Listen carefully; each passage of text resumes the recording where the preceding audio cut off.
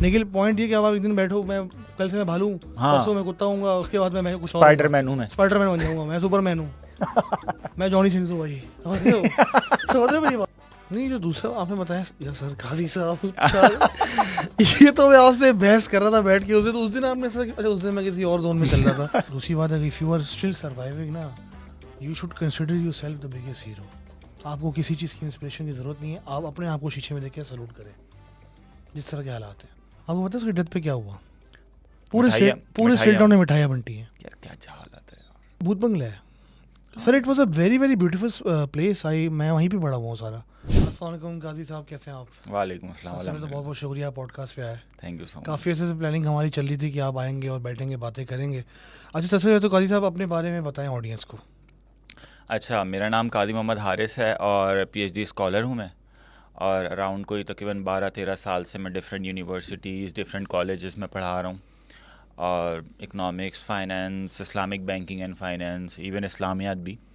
तो बस ये इस तरह चल रहा है। अभी रिसेंटली, वो पता ही होगा शायद कि मैंने अभी रिसेंटली एक आर्टिकल पब्लिश किया इंग्लैंड में, अल्हम्दुलिल्लाह। तो वो अच्छा वेल नोन जर्नल है दुनिया का, अल्हम्दुलिल्लाह। तो वहाँ पे बस यही चल रहा है। तो क्यों चूज़ की फील्ड आपने? ये अच्छा क्वेश्चन है, ये क्यों चूज़ की फील्ड। एक्चुअली मेरा अपना पर्सनल पॉइंट ऑफ व्यू ये था कि जो कुछ सीखा है वो दूसरों तक पहुंचाना चाहिए। उसके लिए ये है कि एक फॉर्मल वे हो, ताकि जिससे कम से कम एक मॉनिटरी बेनिफिट्स भी मिलते रहें। और मेरा एक पैशन था, मुझे लगता है कि I am a born teacher, तो मैंने उसी को कंटिन्यू किया। ऑल्दो शायद इतने मॉनिटरी बेनिफिट्स इस फील्ड में शायद नहीं है जो हम किसी और फील्ड में ले सकते थे, लेकिन अभी चल रहा है, अल्लाह का शुक्र है, सही है, सेटअप है। कोई रिग्रेट तो नहीं कि मैं टीचिंग में क्यों आ गया? नहीं, कभी नहीं हुआ। नहीं, मैं रिग्रेट देखिए, स्पिरिचुअली रिग्रेट तो कभी नहीं होता। हाँ, लेकिन मॉनिटरी बेनिफिट्स के लिहाज से कभी ऐसा होता है ज़िंदगी में, एक आध दफ़ा कभी हुआ होगा, हुआ है एक्चुअली, कि यार यही अगर टाइम हमने वहाँ लगा दिया होता तो आज हम इतना अर्न कर रहे होते और ये। लेकिन फिर मैं सोचता हूँ कि यार क्या मैं एक डेस्क पे बैठ के या किसी जगह एक लिमिटेड फ्रेमवर्क में काम कर सकता हूँ या नहीं। तो मुझे लगा कि यार शायद मैं इसके लिए बना नहीं हूँ। तो मुझे लगा कि टीचिंग में चूँकि आपके पास एक बहुत बड़ा स्कोप होता है काम करने का, आप बच्चों से नए बच्चे आ रहे हैं, नई नई चीज़ें आपके सामने खुल रही हैं, बच्चे डिस्कशन कर रहे हैं, आप बच्चों से डिस्कशन कर रहे हो, तो आप अपना इंटेलेक्चुअल लेवल उन तक ट्रांसफ़र कर रहे हो, बच्चों से भी आप सीख रहे हो। बच्चे भी आजकल यार हल्के नहीं है, बच्चों का इंटेलेक्चुअल लेवल आप देख रहे हैं, आप उनसे चीज़ें सीख रहे हैं। तो मुझे लगता है कि ये जर्नी मेरा बड़ा इन्जॉयबल है और मैं इसको कर रहा हूँ, मज़ा आ रहा है, मज़ा अल्हम्दुलिल्लाह। चलो, अच्छी बात है। अच्छा काजी साहब से ये सवाल तो मेरे दिमाग में बहुत ज़्यादा है, आपसे जो मैंने करने हैं। पहला सवाल ये कि Islamic banking versus conventional banking, आपको दोनों बैंकिंग में कोई फ़र्क नज़र आता है? और अगर फ़र्क है तो मुझे थोड़ा एक्सप्लेन करें, और ऑडियंस को भी, कि काफ़ी लोग कहते हैं कि यार इस्लामिक बैंकिंग इज़ ऑल्सो हराम, ठीक है ना, बट कुछ लोग कहते हैं नहीं हराम नहीं है। तो ये क्या मामला है, उसकी क्या बैक स्टोरी है? देखें, यूजुअली ना बहुत सारे लोग ये समझते हैं कि भाई देखें, एक फॉर एग्ज़ाम्पल एक बंदा किसी कन्वेंशनल बैंक के पास गया और उसने सपोज़ करें 1 करोड़ रुपए वहाँ से उसने लोन लिया और उसने जाके 1 करोड़ 20 लाख, 1 करोड़ 30 लाख उसने वापस किए। तो ये 20 लाख 30 लाख रुपीज़ इंटरेस्ट होंगे according to the definition of interest, वो जो शरीयत में हदीसों में गिवन है। और एक बंदा जाता है इस्लामिक बैंक के पास, वहाँ पे जाके वो डिमिनिशिंग मुशारका, मुजारबा मुशार जो भी एक्सपेक्ट कर रहा है, वो मुराबा कर रहा है। अब उसमें भी इवेंचुअली होगा क्या कि वो एक 1 करोड़ रुपए की कोई प्रॉपर्टी लेगा, कोई एक्सपेक्ट कोई कमोडिटी लेगा, और इवेंचुअली उसके भी पे 1 करोड़ 20 लाख 30 लाख कर रहा होगा, शायद ज़्यादा भी पे कर रहा हो। तो लोग यूजुअली ये समझते हैं कि यार आउटकम या रिज़ल्ट सेम है, तो उनको लगता है कि शायद कन्वेंशनल बैंकिंग और इस्लामिक बैंकिंग भी सेम है। मैं कहता हूँ कि जितना फ़र्क ज़मीन और आसमान में है ना, उतना फ़र्क इस्लामिक बैंकिंग और कन्वेंशनल बैंकिंग में। आउटकम देख के आप डिसीजन नहीं ले सकते। इसकी बिल्कुल परफेक्ट एग्जांपल ये है कि फॉर एग्जांपल आपने एक बकरा कुर्बान किया, उसमें आपने पढ़ा बिस्मिल्लाह अल्लाहु अकबर, बराबर में एक और बकरा था, आपने वो कुर्बान किया, उसमें आपने किसी गैरुल्लाह का नाम ले लिया। अब दोनों सूरतों में खाल उतारी गई, गोश्त उतारा गया, गोश्त पकाया गया, खाना सालन आपके सामने ला दिया गया। हो सकता है शायद इन दोनों गोश्त में डिफरेंस ना हो, खाने में डिफरेंस ना हो, टेस्ट सेम हो, लेकिन एक हलाल है एक हराम है। तो आउटकम देख के या रिजल्ट देख के हम कभी डिसीजन नहीं ले सकते कि एक चीज़ हलाल है या हराम है। हमें उसका प्रोसीजर देखना पड़ता है। हमें, अब मैं एक एग्जांपल दूं, चलो आप कंटिन्यू करें। हाँ। मैं एक एग्जांपल दूं। फॉर एग्जांपल एक निकाह में, एक निकाह के बाद एक चीज़ हलाल हो रही है और एक चीज़ विदाउट निकाह अगर कर रहे हैं वो चीज़ हराम है। सिर्फ 3 बोल भी नहीं, बस सिर्फ कबूले का फ़र्क है ना इसमें। यही है कि मैं उसकी जिम्मेदारी में उसकी रिस्पॉन्सिबिलिटी ले रहा हूँ, नीयत का फ़र्क है। तो असल चीज़ ये है कि जो चीज़ आप करने के लिए जा रहे हैं उसका प्रोसीजर क्या है, उसका प्रोसेस क्या है, उसकी इंटेंशन क्या है। अगर आप वो इंटेंशन फॉलो कर रहे हैं अकॉर्डिंग टू द शरिया, उसका प्रोसीजर अकॉर्डिंग टू द शरिया फॉलो कर रहे हैं तो वो जायज़ है, अदरवाइज फिर वो नाजायज़ हो जाएगी। अच्छा, फर्स्ट करें एक बंदा है, वो जाता है किसी कन्वेंशनल बैंक में, जी, वो कहता है मुझे पर्सनल लोन चाहिए, बिजनेस लोन चाहिए या जो भी है, और उसको पर्सनल लोन मिलता है उसकी सैलरी की बेसिस पे, और वो लोन लेता है बैंक से, और वो उसके बाद इंटरेस्ट भी पे करेगा। सिमिलरली जब वो जाता है एक बंदा इस्लामिक बैंकिंग के पास एक ऐसा ही। लोन लेने, तो वो भी यही प्रोसीजर होता है ऑलमोस्ट। तो फ़र्क क्या है? मैं इसकी दोनों सूरतों में ही has to pay more than what he was actually owed. मैं इसकी एग्जांपल मैकेनिक्स पे आ जाए, बिल्कुल बेसिक समझा दें। चले मैं बेसिक से समझा देता हूँ। देखें, बहुत सारे मोड्स ऑफ फाइनेंस है। मैं नहीं, सिर्फ इसी चीज़ का बताया मैं सिर्फ हाँ इसी में ही पर्सनल फाइनेंस में बताया। इसी प्रोसीजर में ना, इसी ट्रांजैक्शन में हम बहुत सारे पर्सनल लोन की बात कर रहे हैं। सिंपल जो एक लोन लेते हैं, हाँ। आपने 10 लाख का लोन लिया एक बैंक से जो कि इस्लामिक बैंक नहीं था। मैं आपके सामने ना आपका हाँ। वो जो सिनेरियो है ना मैं उसी को डिस्कस करता हूँ। ठीक फॉर एग्जांपल, एक आदमी को एक घर लेना था, हम्म, उस घर की कीमत थी 2 करोड़ रुपए। हम्म, वो उसके पास 1 करोड़ थे, 1 करोड़ उसके पास नहीं थे। वो कन्वेंशनल बैंक के पास गया, उसने बोला भाई मुझे 1 करोड़ रुपए चाहिए। कन्वेंशनल बैंक ये नहीं पूछेगा आपसे कि क्यों चाहिए, पूछ भी सकता है, लेकिन कन्वेंशनल बैंक ने फॉर एग्जांपल नहीं पूछा, पूछ भी लिया। फॉर एग्जांपल आपको 1 करोड़ दिए, कन्वेंशनल बैंक ने उसका स्केड्यूल बना दिया कि आप 10 साल में मुझे इसकी इंस्टॉलमेंट्स में वापस करेंगे 1 करोड़ 30 लाख। अब ये according to the definition of शरिया, वो जो इंटरेस्ट की डेफिनेशन है, कुल्लू कर्दिन जर्रा मनफातन फवा रिबा, every loan that draws profit is considered as रिबा। ये जो प्रॉफिट है ये कंसीडर करे, ये रिबा कंसीडर किया जाएगा। अब ये 20-30 लाख रुपए क्या हो जाएंगे, ये रिबा हो जाएंगे। वही आदमी अगर जाता है कि इस्लामिक बैंक के पास, वो कहता है कि भाई मेरे पास 2 करोड़, उसने कुछ नहीं कहा, उसके पास 2 करोड़ में से सिर्फ 1 करोड़ था। वो इस्लामिक बैंक के पास गया, उसने बोला भाई मुझे 1 करोड़ दे दें, मुझे घर लेना है। वो कहेंगे भाई हम आपको 1 करोड़ नहीं दे सकते। उसका रीज़न ये कि अगर मैंने आपको 1 करोड़ दिया, मुझे वापस भी 1 करोड़ लेने पड़ेंगे। अगर मैंने 1 रुपया भी ज़्यादा लिया, वो इंटरेस्ट है। तो आप ये बताएं आपको 1 करोड़ इस्तेमाल कहाँ करने हैं। वो बताएगा मुझे घर लेना है, और मसला ये है कि उस घर को लेने के लिए मेरे पास 1 करोड़ तो हैं, मज़ीद 1 करोड़ नहीं है। तो बैंक क्या करेगा, बैंक बोलेगा ऐसा करते हैं हम दोनों मिलके घर ले लेते हैं, आधे घर के आप ओनर हैं, आधे घर का मैं ओनर हूँ। अब बैंक ने और उस बंदे ने मिलके घर लिया जिसमें आधे घर का बैंक ओनर है, आधे घर का वो शख्स ओनर है। अब ऐसे में बैंक एक मोड ऑफ फाइनेंस, बहुत सारे मोड ऑफ फाइनेंस है, लेकिन बैंक एक मोड ऑफ फाइनेंस यूज़ करेगा, वो है डिमिनिशिंग मुशारका। बैंक क्या कहेगा, बैंक ये कहेगा ये आधे घर का चूँकि मैं ओनर हूँ, मैं आपको इजाज़त दे रहा हूँ आप इस घर में रहें, इस घर को पूरा यूज़ करें, लेकिन इस आधे घर का आप रेंट दें। पहली चीज़। दूसरी चीज़ ये कि मैं ये जो आधे घर में, ये जो आधे घर के ओनर आप हैं, हाँ इसका रेंट तो मैं आपसे ले नहीं सकता अगर आप इस घर में रह रहे हैं, ठीक है, लेकिन उस हिस्से का जो आधा मैं ओनर हूँ उसका रेंट तो मैं आपसे लूंगा ना, क्योंकि मैं ओनर हूँ उसका, आप यूज़ कर रहे हैं उस घर को, मैं तो नहीं रह रहा ना, बैंक तो उस घर में नहीं रह रहा। तो बैंक क्या कहेगा कि इस आधे घर का रेंट आप मुझको पे करेंगे, पहली चीज़। दूसरी चीज़ ये कि बैंक क्या करेगा, बैंक ये कहेगा जो 50% का मैं ओनर हूँ, मैं इसके 100 यूनिट्स बना देता हूँ, और एक एक यूनिट आप मुझसे हर महीने परचेस करते रहें। फॉर एग्जाम्पल अगर वो 1 करोड़ का है तो ये 1-1 लाख रुपए के 100 यूनिट्स बना देगा, और हर महीने वो 1-1 लाख रुपए का एक एक यूनिट उससे ख़रीदता रहेगा। उस वो जो पार्टनर है शख्स बैंक से ख़रीदता रहेगा, बैंक उसको 1-1 लाख रुपए के एवज़ बेचता रहेगा।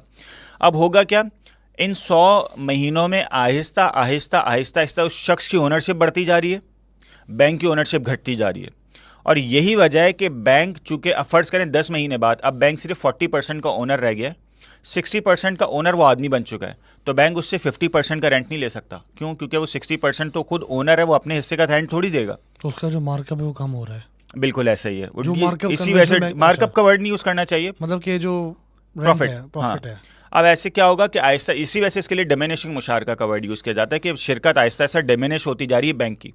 एक वक्त आएगा 100 महीने बाद बैंक की जो ओनरशिप है वो 0% हो जाएगी, पूरे के पूरे घर का ओनर जो ये शख्स बन जाएगा। अब बैंक ने इन 100 महीनों में ये जो रेंट लिया है ये बैंक का प्रॉफिट है, समझे आप। अब हो सकता है शायद ये रेंट उन 30 लाख रुपयों से ज़्यादा हो जो कन्वेंशनल बैंक ले रहा था।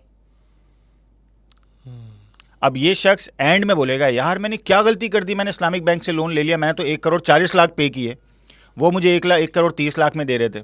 अब ये डिफरेंस समझे, एक हलाल है एक हराम है। नहीं, जो दूसरा आपने बताया या सर काजी साहब, ये तो मैं आपसे बहस कर रहा था बैठ के उस दिन आपने सर, अच्छा उस दिन मैं किसी और जोन में चल रहा था। ये नहीं अच्छा, चलो हाउस लोन में तुमने अच्छा समझा दिया, ठीक है। अच्छा काजी साहब, आपने बड़ी अच्छी तरह एक्सप्लेन किया, ये काफ़ी मज़ा आया सुन के।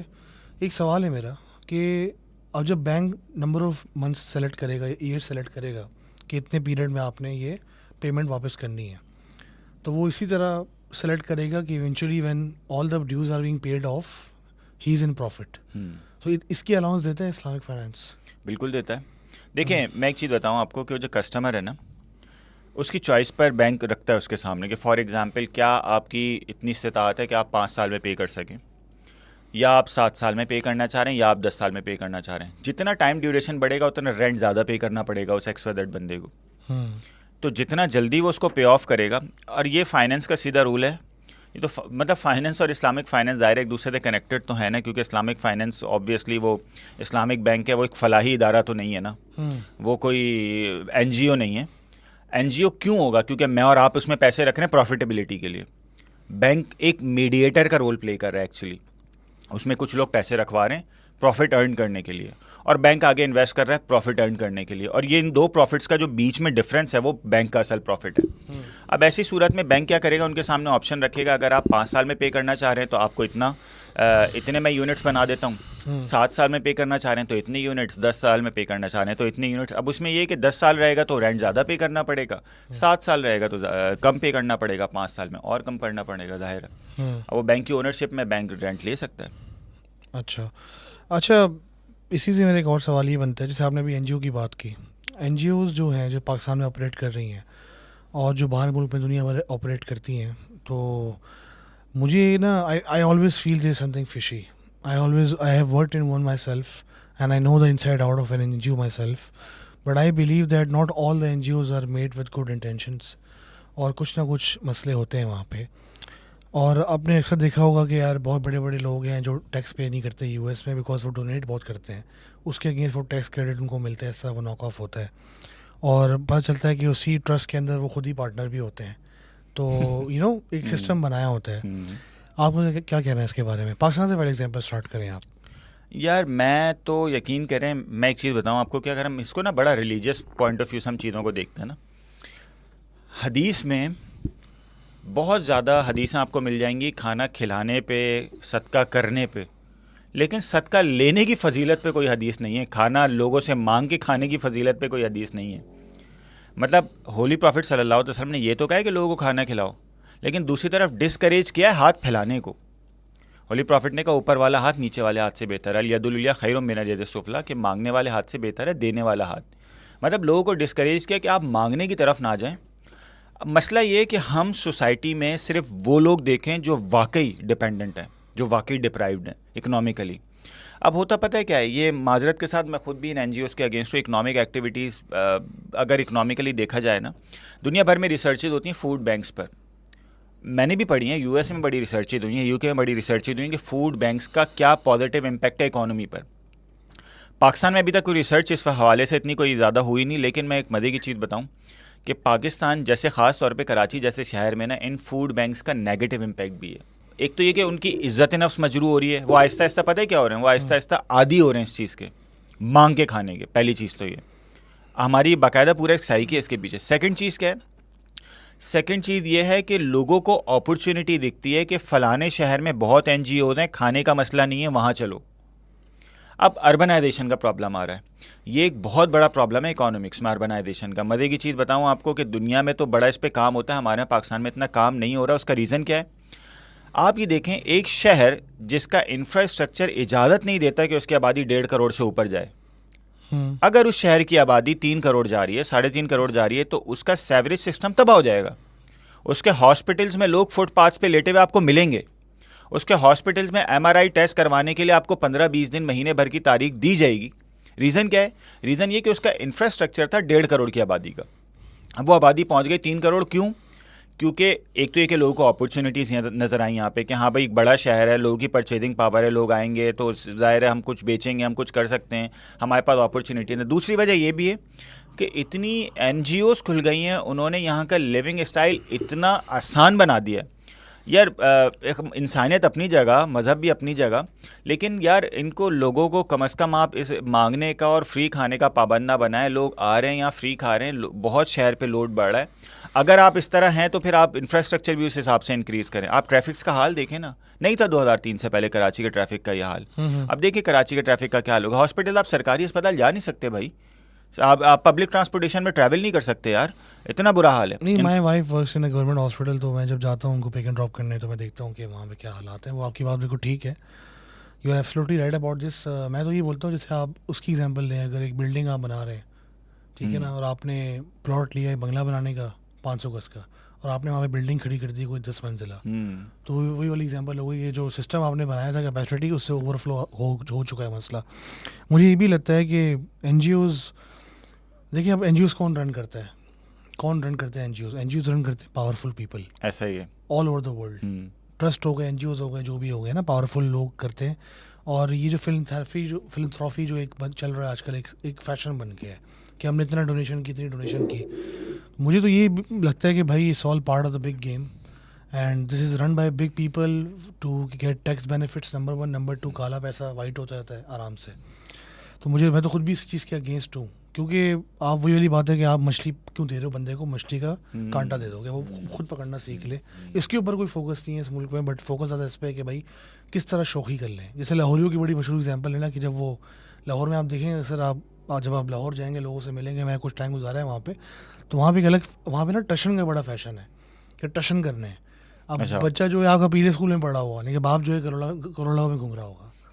कराची वाली मेंटेलिटी नहीं है ना वहाँ पे, कि आपने एफ एक्स जो की मेहरान रखी हुई है और बच्चा आपका बेगानों से पढ़ रहा है, सही जगह इन्वेस्ट किया। देखो मकसद क्या है, कि मकसद तो यही ना कि आपने एक जगह से दूसरी जगह जाना है, तो मेहरान को मेहरान भी आपको पहुंचा देगी।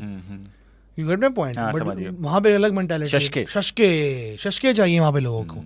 इसी तरह यही शशके जो हैं कि मैंने इतना डोनेशन कर दी, फलां स्टेट ये खिला रहा है, फलां स्टेट वो खिला रहा है, उसका भी यही लिंक है। इसको कैसे ख़त्म करेंगे इस चीज़ को? यार बहुत बुरा हाल है। मैं मज़े की चीज़ आपको बताऊं कि आपने जो बात की है ना, वो it's actually part of a big game.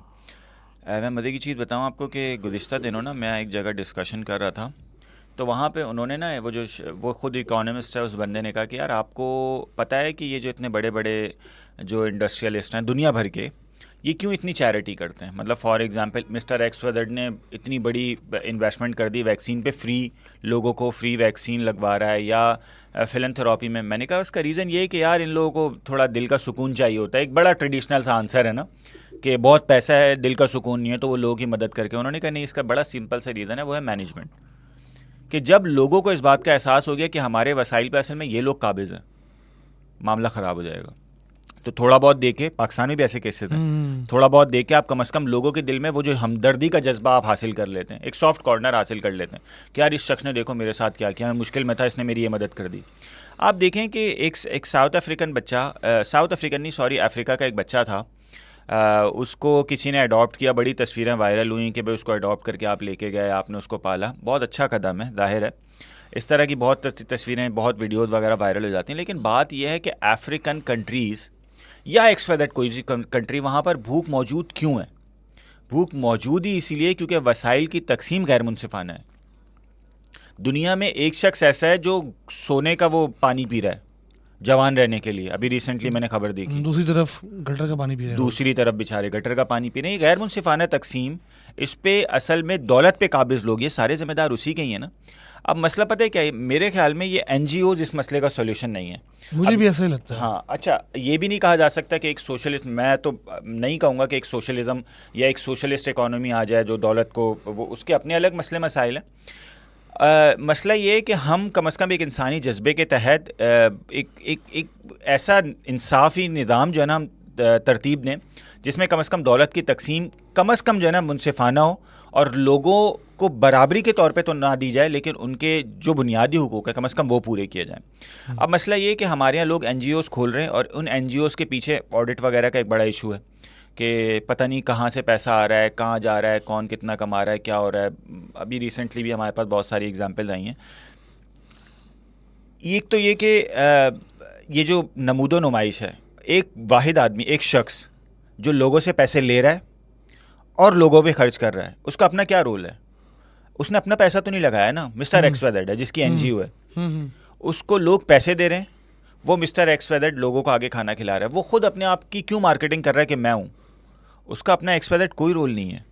लोग यहाँ पे एनजीओ चलाने के लिए सबसे पहले अपने आप को मार्केट करते हैं। एनजीओ बिल्कुल एक ऐसा इदारा होना चाहिए जिसके बारे में किसी को ना पता हो कि कौन शख्स उसको चला रहा है। उसका रीज़न ये कि उस शख्स का कोई रोल नहीं है, वो बल्कि उससे सैलरी ले रहा है उल्टा, वो खुद अपने जो है ना मॉनिटरी बेनिफिट्स उससे हासिल कर रहा है। अब वो अपने आप को फिलैंथ्रोपिस्ट क्यों बना रहा है, उसका तो ऐसा कोई रोल नहीं है।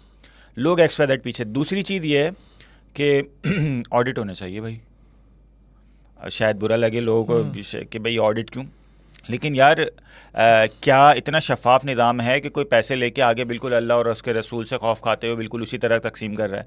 क्या पैसे लेते हुए पूछा जाता है कि ज़कात के हैं, या यार आगे कैसे आप ये देखिए, सब लोग बुरे नहीं हैं, ऐसी बात नहीं है, सब लोग बुरे नहीं होते। और मैं तो बोलता हूँ कि यार कुछ ऐसे लोग बच गए हैं सोसाइटी में और आम लोगों में भी, और जो लोग पावर में बैठे हुए हैं उनमें से कुछ ऐसे लोग होंगे जो अच्छे लोग होंगे, जिसकी वजह शायद अभी दुनिया कायम है। अगर सारे के सारे ही करप्ट होते हैं हम, हाँ तो फिर तो तबाह हो जाते हैं। अच्छा, दूसरी बात ये कि जो आप इसकी बात करें ना, ऑडिट की बात करें, बेसिकली इसे field call monitoring and evaluation. वो एक अलग फील्ड, अलग साइंस है, इसके एक्सपर्ट्स होते हैं, उन्होंने पढ़ा होता है इसके बारे में, वो चेक कर रहे होते हैं इसको कि भाई आपने प्रोजेक्ट में इन्वेस्टमेंट की है तो कहाँ गई है। इस तरह एक और चीज़ होती है डोनर एडवाइस फंड्स, ठीक है ना, वो भी होते हैं।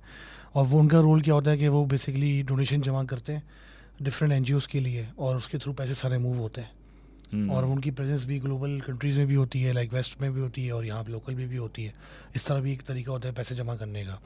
और उनके भी कुछ पैरामीटर्स होते हैं जिसको मॉनिटरिंग एवेल्यूएशन के अंडर लाते हैं, और वो एक ख़ास रिक्वायरमेंट बना लेते हैं कि अगर आपको हमारे पैनल पे आना है तो आपको ये सब चीज़ें करनी पड़ेंगी। आपको एक एनजीओ को इतने साल से इस्टेब्लिश होना चाहिए, इतने साल के अकाउंट्स होने चाहिए, XYZ जो भी इनकी रिक्वायरमेंट्स हैं, और प्लस आपने जो एक्सपेंसेस की रिपोर्ट सबमिट की है कि आपका इतना खर्चा आ रहा है, तो वो खर्चा कहाँ जा रहा है, और उसके आपको जो पैसे मिले आप कहाँ कहाँ पैसे लगाओगे।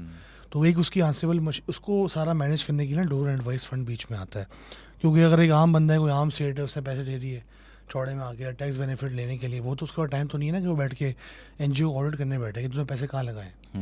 वो तो दे देगा।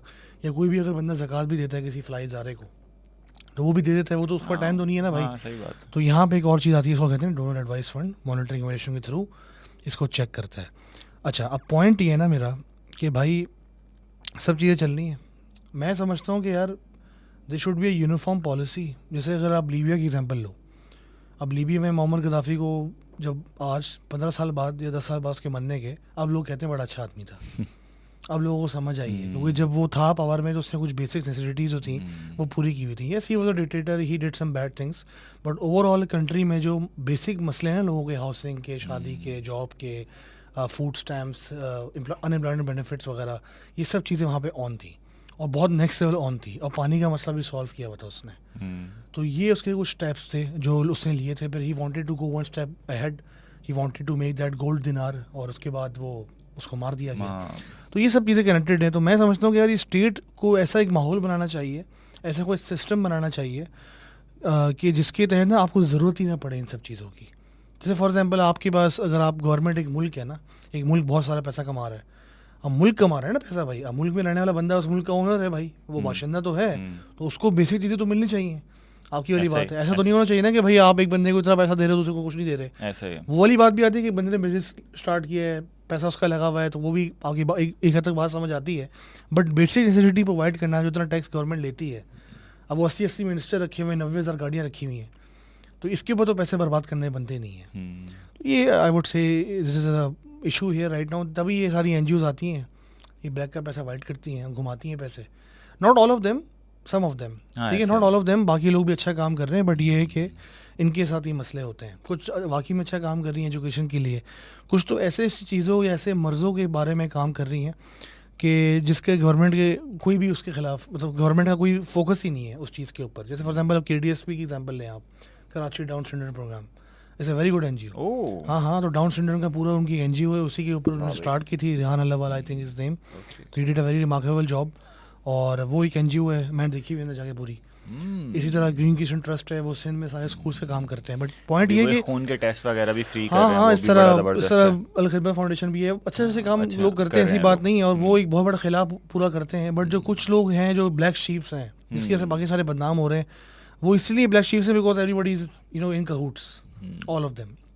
अच्छा खैर, अगले क्वेश्चन पे आते हैं। सवाल ये है कि कराची जैसे शहर में एक आम आदमी के पास कोई एंटरटेनमेंट नहीं है सिवाय खाने के, ठीक है। और आपने ये भी देखा होगा यहाँ पे डिफरेंट किस्म के मसले चल रहे हैं सोसाइटी के अंदर। कुछ आप कहते हैं ना इंग्लिश में वाइसेस हैं जो यहाँ पे हो रही हैं, और आउट ऑफ मजबूरी हो रही हैं, और जो लोग कर रहे हैं वो भी मजबूर हैं, और जो जिनके सामने हो रही हैं, जो पावरफुल लोग हैं, वो भी इसको नहीं रोक सकते। वो कहते हैं ना नेसेसरी ईवल या नेसेसरी मसले सोसाइटी के, वो आपने देखने हैं। तो कराची या पाकिस्तान ओवरऑल ये गवर्नमेंट को किस तरह फोकस करना चाहिए कि कुछ ऐसा माहौल बनाए, एक वो बना दे सर्कस आवाम के लिए, कि at least the people get busy, their basic needs are satisfied and they have a circus going on. Like for example if somebody wants to become a boxer, आपके पास बॉक्सिंग क्लब्स हों, जिम्स हों, आपने चीज़ें दी हों लोगों को, इस पर क्यों नहीं फोकस होता? यार मेरे ख्याल में एक भूखा आदमी ना, एक भूखा शख्स जिसको खाने को पूरा ना हो, वो इन चीज़ों के बारे में ना वो समझता है कि शायद ये लग्जरीज़ हैं, जबकि एक इकोनॉमिस्ट सोचता है कि यार इनके क्या इकोनॉमिक बेनिफिट्स हो सकते हैं। मतलब फॉर एग्जांपल, अब तो खैर पाकिस्तान ने तो सैटेलाइट वगैरह भेज दिया, लेकिन अगर मैं आपसे एक क्वेश्चन करूं अल्ताफ़ भाई, फॉर एग्जांपल आज से 5 साल पहले अगर मैं ये पूछता आपसे कि अल्ताफ़ हमारे पास अगर 1 बिलियन USD है, तो वो 1 बिलियन USD पाकिस्तान के किसी सैटेलाइट सिस्टम को खला में भेजने के लिए इस्तेमाल किया जाए या डैम बनाने के लिए यूज़ किया जाए, तो आपका आंसर क्या होता? डैम बनाने के लिए रिटर्न जल्दी आ जाता। हाँ, रिटर्न भी जल्दी आता, और मेरे ख्याल में इलेक्ट्रिसिटी इंडस्ट्री के लिए ज़्यादा इम्पॉर्टेंट एज़ कम्पेयर टू कि आपके वो। अब यही प्रॉब्लम है पाकिस्तान में, चूँकि हमारे यहाँ लोग भूख या समझ लें एक तरीके से गुर्बत इस हवाले से है कि लोग ये सोचते नहीं है कि यार कोई इकोनॉमिक एक्टिविटी ऐसी जनरेट की जा सकती है, जैसे स्पोर्ट्स हो गए, स्पोर्ट्स के अलावा भी बहुत सारी चीज़ें हो गई, तो हम बहुत लगा बंदा सा सोचते हैं, और वो इसी वजह से ना आप पाकिस्तान में NGOs देखें ना तो ज़्यादातर खाने पिलाने की हैं, जबकि NGOs के और बहुत सारे काम हो सकते हैं, जैसे अभी आपने बताया अल्हम्दुलिल्लाह अब तो आने भी लगी हैं, जैसे IT वगैरह का भी हम लोग काफ़ी वो करने लगे। तो अब प्रॉब्लम क्या है? प्रॉब्लम ये है कि हम चूँकि उसी एक लिमिटेड फ्रेमवर्क में सोच रहे हैं खाने पीने का, कि भाई किसी तरह खाना पूरा हो जाए, किसी तरह बस बिजली का बिल भर दिया जाए, तो हम कभी उससे बाहर सोचते नहीं हैं। अब होना ही चाहिए कि गवर्नमेंट को बाकायदा तौर पर इन जो एक्टिविटीज़ हैं, ख़ास तौर पर स्पोर्ट्स वगैरह की एक्टिविटीज़ के कुछ सेंटर्स वगैरह कायम करने चाहिए। ये बड़े लेवल के स्पोर्ट्स हैं, मतलब आप अगर ओलंपिक्स में जाते हैं, आप ओलंपिक्स में कोई गोल्ड मेडल जीत कर आते हैं, सिल्वर मेडल जीत कर आते हैं, ये छोटी मोटी कोई अचीवमेंट नहीं है, बड़ी अचीवमेंट है, और इसके बहुत सारे इकोनॉमिक बेनिफिट्स हो सकते हैं। जैसे क्रिकेट इस तरह इवॉल्व हो के आज लोग देख रहे हैं, इसी तरह एक ज़माने में लोग हॉकी देखा करते थे यार, अब नहीं देख रहे। एक ज़माने में शायद लोग फुटबॉल देखना शुरू हो जाएं पाकिस्तान की टीम के, अभी लोग देख रहे हैं जो दूसरी टीम्स के। तो इसी तरह आहिस्ता आहिस्ता इवॉल्व होते होते वो बड़ी इकोनॉमिक एक्टिविटीज़ बनेंगी जिसके आपके बहुत सारे बेनिफिट्स हो सकते हैं। प्रायोरिटी नहीं है, मेरे ख्याल में प्रायोरिटी नहीं है, हम इतना कोई ज़्यादा उसको सोचते ही नहीं है कभी इस हवाले से। एक और बात इसमें ये भी है ना कि भाई इंटेंशन ही नहीं है। हाँ ऐसा ही इंटेंशन ही नहीं है, और प्लान उनका यही कि सबको सफ़र करवाएं। देखिए अगर आप हिस्ट्री उठाएं ना तो वैसे भी इंकलाब तभी आता है जब भूख का मसला होता है। ये हाँ, उन्होंने वो चीज़ ख़त्म कर दी, उन्होंने खाना दे दिया फ्री में, भाई हाँ ये खाओ, आप आएँ किसी भी एरिया से, आउट ऑफ सिटी आएँ, जो भी आएँ, खाना खाएं, मटन खाएं, सुबह जाके मोबाइल छीनें, आप किसी को गोली मारें। तो ये एक मसले चल रहे हैं सोसाइटी में। अच्छा इसी तरह एक और, मैं इसी से आजकल मसला चल रहा है भी, आजकल न्यूज़ भी आप देख रहे हैं, काफ़ी सारे लोगों की हलाकतें हो गई हैं बिला वजह मोबाइल छीनने पे। ये कब ठीक होगा मसला ये कि इतना, मतलब इसको क्यों नहीं कोई सॉल्व कर पा रहा है? इतने, मतलब एक न्यूक्लियर पावर कंट्री है, इतना बड़ा मिलिट्री, इतना बजट, इतनी इंटेलिजेंस है, इतनी रिसोर्सेज हैं। देखिए पाकिस्तान को लोग हल्का ले लेते हैं, पाकिस्तानी खुद हल्का ले लेते हैं, उनको ये रियलाइज़ नहीं होता है दुनिया के despite all the problems 24th largest economy है। सही है, पॉपुलेशन वो भी डॉक्यूमेंटेड, सिर्फ वो भी documented, undocumented I don't know कितनी बड़ी इकॉनमी। मेरे ख्याल में आप 700 बिलियन USD की इकोनॉमी है, अगर मेरे ख्याल से 1 ट्रिलियन की इकॉनमी है, क्योंकि हाँ, देखिए 3.5-4 बहुत मोहतात अंदाजे से बोल रहा हूं। 3.5-4 तो चल रहा है ना अभी, 350 बिलियन USD तो डॉक्यूमेंटेड है, डॉक्यूमेंटेड है, और 420 के अराउंड वर्ल्ड बैंक ने कहा कि अनडॉक्यूमेंटेड है। आई बिलीव कि इस ऑलमोस्ट नियर 1 ट्रिलियन सॉरी। मुझे भी ऐसा ही लगता है, लेकिन मोहतात अंदाजा चलें 7। हाँ चले वही वाली बात है, ऊपर से करप्शन इतनी है, इतने सारे मसले हैं, आप ये मसला सॉल्व नहीं कर सकते। लोग गन लेके घूम रहे हैं, लोगों को मार रहे हैं। यार मेरे ख्याल में ना ये जो लोग स्ट्रीट क्राइम्स को रिलेट करते हैं भूख के साथ, मैं नहीं मानता इसको। मैं भी नहीं मानता, भूख तो है ही नहीं भाई, भूख कहाँ है। वो हाँ, लोग कह रहे हैं कि चूंकि गुर्बत ज़्यादा है, लोग की मुलाजमतें जा रही हैं तो लोग स्ट्रीट क्राइम्स कर रहे हैं। यार नहीं है ऐसा। नहीं तो मुझे प्री प्लान लगते हैं ना, ये लोग कहाँ से आते हैं। ये वो लोग ही नहीं है यार, ये वो लोग नहीं है। और मज़े की बात एक ये है कि यार पिछले दिनों हमने तकरीबन अराउंड 30% का इन्फ्लेशन रेट देखा है। सही है, बहुत सारे लोगों की कोविड में मुलाजमतें गई हैं, तो क्या एक रिसर्च होनी चाहिए ना इस पर। तो जिस रेट से अनएम्प्लॉयमेंट इंक्रीज़ हुई, क्या उसी रेट से स्ट्रीट क्राइम्स इंक्रीज हुए हैं? क्या जितने स्ट्रीट क्राइम्स में मुलव्विस लोग पकड़े गए, क्या उनकी जॉबें छुट्टी थी तो उन्होंने ये काम शुरू किया है? इनका बैकग्राउंड था पूरा, ये लोग ही अलग हैं, ये इसी काम के लिए निकलेंगे। अब मसला पता है क्या है? मसला ये कि क्या ऐसा शख्स जो बाकायदा एक पूरा गैंग लेके, एक पूरा बाकायदा माफिया, आपको पता है कराची में क्या चल रहा है, क्या उसके पीछे कुछ बड़ी ताकतें या बड़े लोग इन्वॉल्व हैं? मुझे लगता है इन्वॉल्व। और अगर वो इन्वॉल्व हैं तो इसका मतलब ये कि ये केस तो तब तक सॉल्व नहीं होगा जब तक उनको नहीं पकड़ा जाएगा। ये तो हम रोड पे मारते रहेंगे, पीछे मजीद खेप आ जाएगी। ये उसी तरह का माफिया जैसे कि वो वाला माफिया था लोगों को बाहर बेचने वाला। हाँ, एक वो माफिया है, एक ये भिखारियों का माफिया है। भिखारियों का माफिया है, एग्जैक्टली। यार क्या एनजीओस का माफिया अलग है, एनजीओस का अलग है। हाँ यार ये भिखारियों का तो आप देखें ना, क्या क्या कर दिया आपने। मैं उस दिन देख रहा था कि एक बेचारा मकई बेचने वाला मकई बेच रहा, उसी की उम्र का एक लड़का बराबर में आके मुझसे भीख मांग रहा। वो मकई वाला उसको देख रहा है। अगर उस मकई वाले के दिल में ये आ गया कि यार मैं क्यों मेहनत कर रहा हूँ, ये मुझसे ज़्यादा कमा रहा है मांग के, सिर्फ थोड़ी सी गैरत ही तो बेचनी है, दमीर मारना है ना। देखे ना, एक खरबूजे को देख के खरबूजा रंग पकड़ता है। अगर उसने देख लिया कि मॉनिटरी बेनिफिट ज़्यादा है वहाँ पर क्योंकि वो मांग रहा है, और वो वहाँ चला गया, तो एक कम से कम इकोनॉमिक एक्टिविटी ख़त्म हो गई यहाँ से। और इसी तरह की हज़ारों इकोनॉमिक एक्टिविटीज़ ख़त्म करेंगे, मांगने पे ही चला जाएगा। आप देखें लोगों को बाकायदा मांगने पे लगा दिया गया। आप टीवी शोज़ को देखें, लोग झपट रहे हैं ना चीज़ें खरीदने, लूटने पे। यार ये नफसियाती मसला है, या आहिस्ता आहिस्ता हम बड़े ख़तरनाक उसकी तरफ जा रहे हैं। अब ये भिखारी, यकीन करें आप किसी जगह बैठ के फैमिली के साथ खाना नहीं खा सकते। ऐसा ही है। आप गलती से अगर किसी ट्रैफिक में फंस गए ना, ट्रैफिक जैम में, वहाँ भी पहुँच जाएंगे ये। मैं जब आ रहा होता ना ऑफिस, तो मैं आजकल जैसी गर्मियाँ हैं तो लू चल रही है भाई, अजीब सा मौसम है, तो I have a mango shake, वही मेरा ब्रेकफास्ट होता है। तो मैं रोकता हूँ, मैं इसको बंदे को बोला, मैंने मैंगो शेक ले आओ। इतने में 6 भिखारी आ गए, एक को मना किया, दूसरे को मना किया, तीसरे को मना किया, चौथे को मना किया, 5वें छठे में मेरी हट गई और मैं सुना दी। क्योंकि यार बस मतलब लिमिट होती है ना हर चीज़ की यार, और कोई कंट्रोल भी नहीं कर रहा। सामने पुलिस खड़ी है, और अगर आप वहाँ चले जाएँ फेस 5 बदर कमिश्नर में चले जाएँ, वहाँ पर उनकी गाड़ी भी आती है बैगिंग, जो बैगर्स को उठाने वाली। हाँ, ये प्रॉपर एक डिपार्टमेंट है, पूरा चलता है। वो इनको एक नाके से उठाती है, अगली नाके में जाकर छोड़ देती है। ये होता है भाई। या अल्लाह। तो बस अब ये लोग इन्वॉल्व परसों तरसों नहीं, कम से कम कोई हफ्ता 10 दिन पहले की बात होगी। मैं एक जगह, वहीं हम लोग घर के करीब, अब फैमिली बैठी हुई है मेरी गाड़ी में। मैंने गाड़ी से निकला, मुझे कुछ सामान लेना था। अब वहाँ भिखारी आ गए। मैंने बड़े तसल्ली से, बड़े सलीके से मैंने उनको समझाया। मैंने कहा भाई आप चले जाएँ यहाँ से, मेरी फैमिली यहाँ पर है। मैंने उनको सलीके से समझा के मैं निकला हूँ। मैं गया हूँ दुकान पे, वो आ गया, फिर ख़वातीन है गाड़ी में। मैं आया भागता हुआ, सामान सारा छोड़ के मैं आया। मैंने, यकीन करें मुझे इतना गुस्सा है, मैंने कहा भाई मैंने तुम्हें समझा के गया था, तुम किस हैसियत से ख़वातीन से बात कर रहे हो यार? किस हैसियत से तुम जो है ना गाड़ी में झांक रहे हो? मेरा दिल चाहा मैं उसको मुक्का मार दूँ ना। वो आगे से जवाब क्या दे रहा है, बोला आपसे थोड़ी मांग रहा हूँ, मैं इनसे मांग रहा हूँ।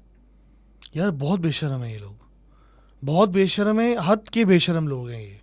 यार किन को लाके आपने हमारे ऊपर मुसल्लत कर दिया यार? नहीं तो ये मुसल्लत कैसे किया, वैसे पे आ रहा हूँ ना। एक बात बताओ, तुम ये जो सिस्टम बनाया है, जमहूरियत खेल रहे हैं, जमहूरियत खेल रहे हैं। सिंध में अगर कराची की एग्जाम्पल हो, भाई हम कराची के लोग हैं, हमें we only give a F about Karachi, कि कराची में क्या चल रहा है। अब देखो हम सुनते हैं भाई पंजाब डेवलप हो गया, लाहौर में रोडें बन गई, मेट्रो आ गई, ऑरेंज ट्रेन आ गई, फलाना ढिमकाना हो गया, और बड़ी अच्छी रोडें हैं। इस्लामाबाद उससे भी ज़्यादा साफ़ है, अच्छा लगता है इस्लामाबाद जाने का कराची वाले को, साफ़ रोडें हैं, मतलब अच्छा सा मौसम है। वो अलग बात है कि वो लगता है कि रिटायरमेंट कम्युनिटी लगती है मुझे, तो ऑनेस्टली कोई हलचल नहीं है इस्लामाबाद में, लाहौर में फिर भी है।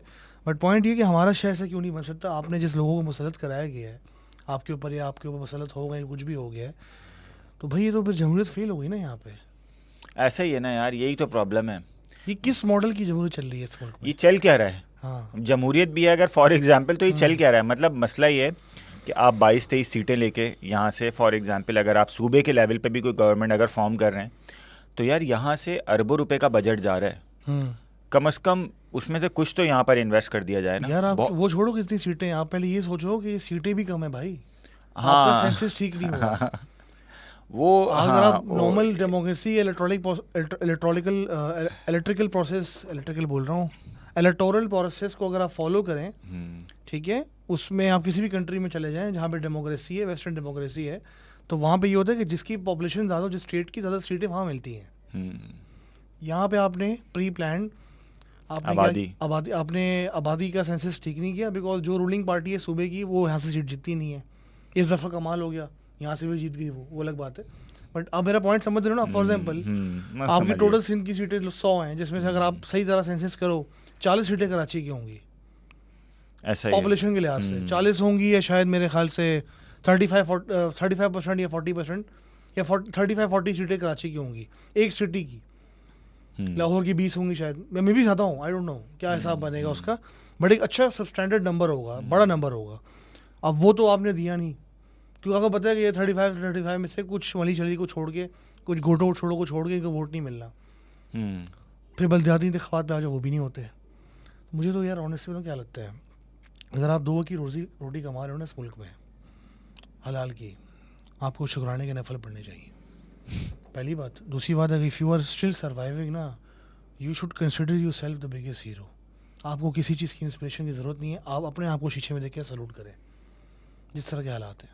Because I don't want to like spread negativity या जो भी है, बट पॉइंट ये है कि यार situation is very bad now and nobody is in like willing to take 2 step backward और 1 स्टेप बैकवर्ड, यानी बात करें, मसला सॉल्व करें, जो भी करें इन ग्रेटर गुड। हर किसी के सेल्फिश इंटरेस्ट है, हर किसी की शॉर्ट टर्म अप्रोच है। आपको एक इकोनॉमिक पॉलिसी बता दें।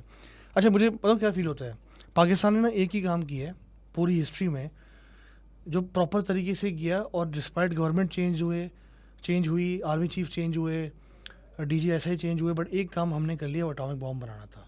तो इट प्रूव्स कि हम कर सकते हैं। क्यों नहीं कर सकते? अब एक बात बताओ ना, देखो ये आपका जो ब्रेन वॉश हुई है जनरेशन आफ्टर ज़िया-उल-हक, एक अजीब किस्म का माहौल बर्बाद, ज़िया-उल-हक में भी और आफ्टर ज़िया-उल-हक भी, ठीक है ना। तो आपके पास पावर है कि एक सोसाइटी को बर्बाद करना है, तो आप उसको दोबारा अब वो कर सकते हो ना, क्या बोलते हैं उसको, जोड़ सकते हो। आप जब तोड़ सकते हो सिस्टमेटिकली 20-30 साल में, ठीक है। तो आप 20 साल जो अभी प्रोजेक्ट खान साहब थे जो उनको लॉन्च किया था, पॉइंट समझ रहे हो, उनके जरिए अगर आपने पोलराइज कर दिया, फिर वो बाद में रियलाइज हो कि वो तो यार फेक है, वो तो जो बोलता है वो नहीं है, वो तो वही है जो जिसको वो गाली देता है। वो इवेंचुअली तो ही इज द सेम ना, he is just a politician, he don't give a dam कि भाई क्या चल रहा है और सोसाइटी में क्या चल रहा है और मुल्क क्या भाड़ में और लोग मरे हैं। अब खुद बताओ ना, आप एक जलसा करते हो या कोई धरना देते हो, किसी की दुकान बंद हो जाएगी जहाँ पे धरना दे रहे हो।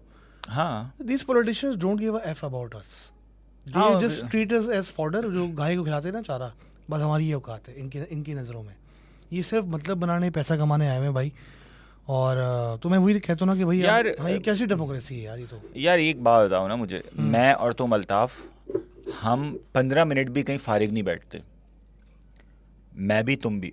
हमें कहीं जाना हो, हमें पता हो कि यार 10-15 मिनट हमें वहाँ फ्री मिलेंगे, तो हम कोई ना कोई काम निपटाते हुए बिल्कुल एग्जैक्ट टाइम पे पहुँचेंगे।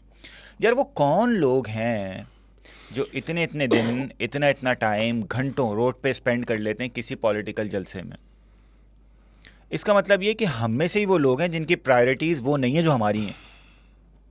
अब वो लोग, अब मसला पता है क्या है? मसला ये कि पाकिस्तान में अक्सरियत वो है जो कम पढ़ी लिखी है। मतलब अगर हम फॉर्मल एजुकेशन की बात करें, इंटेलेक्चुअल्स तो मेरे ख्याल में शायद ही कोई 0.1% हो या ऐसा कुछ हो, मुझे नंबर्स का तो मैं कोई खैर अंदाज़ा नहीं ले सकता। अब प्रॉब्लम क्या है, ये वो लोग हैं जिनको बहुत आसानी से लोग ट्रैप कर रहे हैं, जिनका ब्रेन वॉश कर रहे हैं और उनको अपने पर्सनल मकासद के लिए, पर्सनल शोहरत के लिए, पॉलिटिकल रीजंस के लिए या किसी भी रीज़न के लिए यूज़ कर रहे हैं। मैं और आप यूज़ होते हुए देख रहे हैं, और मैं और आप यूज़ होना नहीं चाहते फिर भी मजबूरन हो रहे हैं। अब इस चेंज के लिए मैं तो समझता हूँ इसका वाहिद सॉल्यूशन ये कि लोगों में शऊर बांटा जाए, और दायरा 50-60 साल लगेंगे इसमें। इसका और कोई सोल्यूशन नहीं है। हिस्ट्री में ऐसी कोई एग्जांपल नहीं है ना कि जो लोग पावर में हो उन्होंने खुद शऊर बांटा हो। ये तो सवाल ही पैदा नहीं होता, वो तो करेंगे ही नहीं कभी। एग्जैक्टली, ये मैं और आप करेंगे, लेकिन उसकी भी श्योरिटी नहीं कि हम कब तक कर सकेंगे, हमें कब मार दिया जाएगा, कुछ नहीं पता कि क्या हमारे साथ हो। क्योंकि जाहिर है कि जिन लोगों को हम चाह रहे हैं शऊर बांटना, वो खुद भी तो नहीं चाह रहे कि शऊर हासिल करें। वो खुद भी ये चाह रहे हैं कि यार एक लगा बंदा हिसाब है हमारा, चलते हैं। देखिए मुश्किल है। मैं एक चीज़ बताऊं कि उम्र के उस हिस्से में जहाँ एक बंदा 50, 55, 60 साल का हो गया है, उसका ओपिनियन चेंज नहीं कर सकते। उसका ओपिनियन चेंज करना यार मेरे जैसे 30, 32, 33 साल के लड़के के लिए अजाब है। वो मुझे क्या कह रहा है? वो कह रहा है यार मैंने तुम्हें गोदों में खिलाया है, तुम मुझे बताओगे सच सही क्या है और गलत क्या है। यार आप तो ओपिनियन की बात कर रहे हैं, मैं तो नॉर्मल एग्जांपल दे रहा हूँ। पढ़ानों में क्या होता है कि एक बड़ी मशहूर कहावत है, मशर मशर दे। जो मशर है ना वो मशर है। अब वो मशर अजीब अजीब डिसीजंस ले, अच्छा, अजीब उल्टे सीधे डिसीजन ले, नुकसान करवा दे आपका। कोई भी हेड ऑफ द फैमिली हो, हेड ऑफ द टेबल हो, जो भी हो ना, just because he is elder than you, you have to respect his every decision without any questioning. That's a strict rule in Pathan, in our community. तो ये होता है, और बहुत सारे घर बर्बाद हो गए क्योंकि बाप ने उल्टे सीधे फैसले कर लिए थे। तो ये एक है मसला। तो हम ना क्या बोलते हैं, स्केप्टिकल नहीं है ज़्यादा हमारी कौम। बहुत जल्दी मामू बन जाते हैं। किसी भी ट्रक की बत्ती के पीछे भागना शुरू हो जाएंगे। उनके लिए आसान है, उसकी तो उन्होंने एक सिस्टम बनाया हुआ है। आपने वो देखा हैमस्टर भाग रहा होता है गोल गोल गोल गोल, यही है। अच्छा, अगर जो पेट्स रखते हैं लोग मूवीज में, आप देखो यहाँ तो कोई हैमस्टर नहीं पालेगा, बट यहाँ के अगर आप बस में देखो लोग हैमस्टर्स पालते हैं। उनके लिए एक बॉल होती है, वो गोल गोल गोल भाग रहा होता है इसमें। ओह अच्छा। या चलो मैं एक और वर्ड यूज़ करता हूँ, क्लस्टर फक। ये वो सिचुएशन है, it's a never ending cycle. हाँ, अब स्टार्ट कहाँ से होती है साइकिल? कहाँ से स्टार्ट होती है साइकिल? ये है कि आपने पहले देनी है जहालत। सही है। जहालत से शऊर नहीं आएगा, शऊर नहीं आएगा तो वो बैठ के सिस्टम नहीं चेंज कर सकते। साथ में आपने देनी है गुर्बत। गुर्बत आपने दे दी ताकि वो कुछ सारा टाइम इस पे फोकस करें कि किस तरह पेट भरें। फिर आपने इतना खाना दे दिया उनके थ्रू कि भाई आपने सर्वाइव कर लो। आप जो एनजीओ पैसा खाना देती हैं इनको, यू गेट माय पॉइंट। एक पूरा सिस्टम बनाया है यार सही बात। इस तरह सबको जोड़ा हुआ है। सारी चीज़ें ना, सारे जो ईवल एलिमेंट्स हैं उनको एक लाइन में रखा हुआ है। हाँ, मैनेजमेंट एक्चुअली मैनेजमेंट है, प्रॉपर मैनेजमेंट है कि भाई किसको। खुद बताओ ना, एक बात बताओ, फर्ज करो पाकिस्तान में ये तो छोड़ो कि मतलब इंटेलेक्चुअल क्या कर रहे हैं, बाकी लोग क्या कर रहे हैं, बिजनेस कम्युनिटी है। अब वहाँ पे देखो टाटा वाटा आ गए इंडिया में, अब अंबानी आ गए, वो अडानी है। सही है। अब नोट करना कि यहाँ की मेमन कम्युनिटी भी है, वहाँ की मेमन कम्युनिटी भी है, यहाँ के गुजराती भी हैं, वहाँ के गुजराती भी हैं। यहाँ की मेमन कम्युनिटी किस चक्रों में लगी हुई है, ऑनलाइन स्टोर्स खोलती है, बाहर से सामान मंगवाती है, बेचती है। वहाँ की मेमन कम्युनिटी खुद चीज़ें बना रही है। वजह क्या है? आपने यहाँ पे बिजनेस कम्युनिटी को भी नहीं छोड़ा, आपने उनको बिजनेस भी नहीं करने दिया। भाई यहाँ पे जो बड़ा बिजनेसमैन होगा लोग बोलेंगे हराम खाता है। हाँ, क्योंकि आपने यही इमेज दे दिया कि क्योंकि हम बैठे हैं ऊपर एंड यू हैव टू पे किक बैक्स। आपको फंडे वाली फैक्ट्री लगानी है, यू हैव टू पे किक बैक टू समवन। आपको गैस का कनेक्शन चाहिए, आपको किसी को किक बैक देना है। तो आपने सिस्टम इतना करप्ट कर दिया ना कि no one is willing to do business. और जब नए बिजनेस नहीं होते, इकॉनमी नहीं चलती, अनएम्प्लॉयमेंट नहीं सॉल्व होती, ये सब चीज़ें आपस में एक लिंक हुई हुई हैं। अब आप देखें 70s में क्या किया भुट्टो साहब ने। भुट्टो साहब ने क्या किया? उन्होंने आए भुट्टो साहब नेशनलाइज कर दिया, नेशनलाइज कर दिया, बर्बाद कर दिया, बर्बाद कर दिया, इंडस्ट्री बर्बाद कर दी। और उसमें एक फैक्ट्री जिसकी कैपेसिटी 200-250 लोगों की है कि 200-250 लोग उसके अंदर एम्प्लॉय हो सकते हैं, जो एक सस्टेनेबल मॉडल था, 1000, 15,000, 2,000 बंदा उसमें भर्ती करा दिया जस्ट बिकॉज के मुझे वोट्स मिलेंगे। और उसके नाम पे अभी तक ये वोट चल रहा है। वो देखे ना, इदारे और अभी भी लोग वोट दे रहे हैं, अभी भी लोग वोट दे रहे हैं। इदारे तब हैं। हाँ, मैं यही कह रहा हूँ ना, इदारे नहीं, आपने प्राइवेट लोगों को नहीं छोड़ा भाई, आपने बर्बाद कर दिया। चलती हुई कंपनियां थी, बर्बाद हो गई। अब आप ये देखें ना कि एयर ब्लू, सिरीन, जिना एयर, ये लोग टिकट्स वही Islamabad to Karachi, for example Karachi to Islamabad, इनकी फ़्लाइट जा रही हैं, वही कैपेसिटी है जहाज़ में, ऑल मोर और लेस वही टिकट्स हैं, शायद पीआईए का ज़्यादा ही हो, वही फैसिलिटीज़ हैं। ये ना सिर्फ ये कि प्रॉफिट जनरेट कर रही हैं बल्कि गवर्नमेंट को टैक्स भी दे रही हैं। पीआईए लॉस में, जबकि पीआईए की भी सीट्स खाली नहीं जा रही हैं, पीआईए के भी जहाज़ फुल जा रहे हैं, पीआईए की भी फ़्लाइट्स वही हैं, ऑपरेशंस वही हैं, और सारे मेरे ख्याल में शायद रेंट सब फेयर कम सब समटाइम्स ज़्यादा भी होता है पीआईए का, या मोर और लेस सेम होता है। रीज़न क्या है उसका? क्या लोग पीआईए में नहीं जा रहे हैं? क्या जहाज़ खाली जा रहे हैं? ऐसा नहीं है। रीज़न वही है जो आप जिसके आप बात कर रहे हैं ना कि घोस्ट एम्प्लॉयज़ आपने भरे में। उसके अलावा एक बंदे के करने का जो काम था वो 4 बंदे बैठ के कर रहे हैं उस 4 सैलरीज़ में। आपने एफिशिएंसी तो रही नहीं ना उस इदारे में। अब उस इदारे के अगर कुछ लोगों को फारिग किया जाता है, वो सड़क पे आके बैठते हैं, वो फिर जो है वो एहतजाज करते हैं, और फिर ऐसे में गवर्नमेंट की जो बॉडीज़ हैं वो आके उनसे मुज़ाकरात करती हैं, फिर मुज़ाकरात किसी नतीजे पहुँचते हैं जो हमारे हक़ में तो नहीं होते। ऐसे में मैं और आप पिस रहे हैं।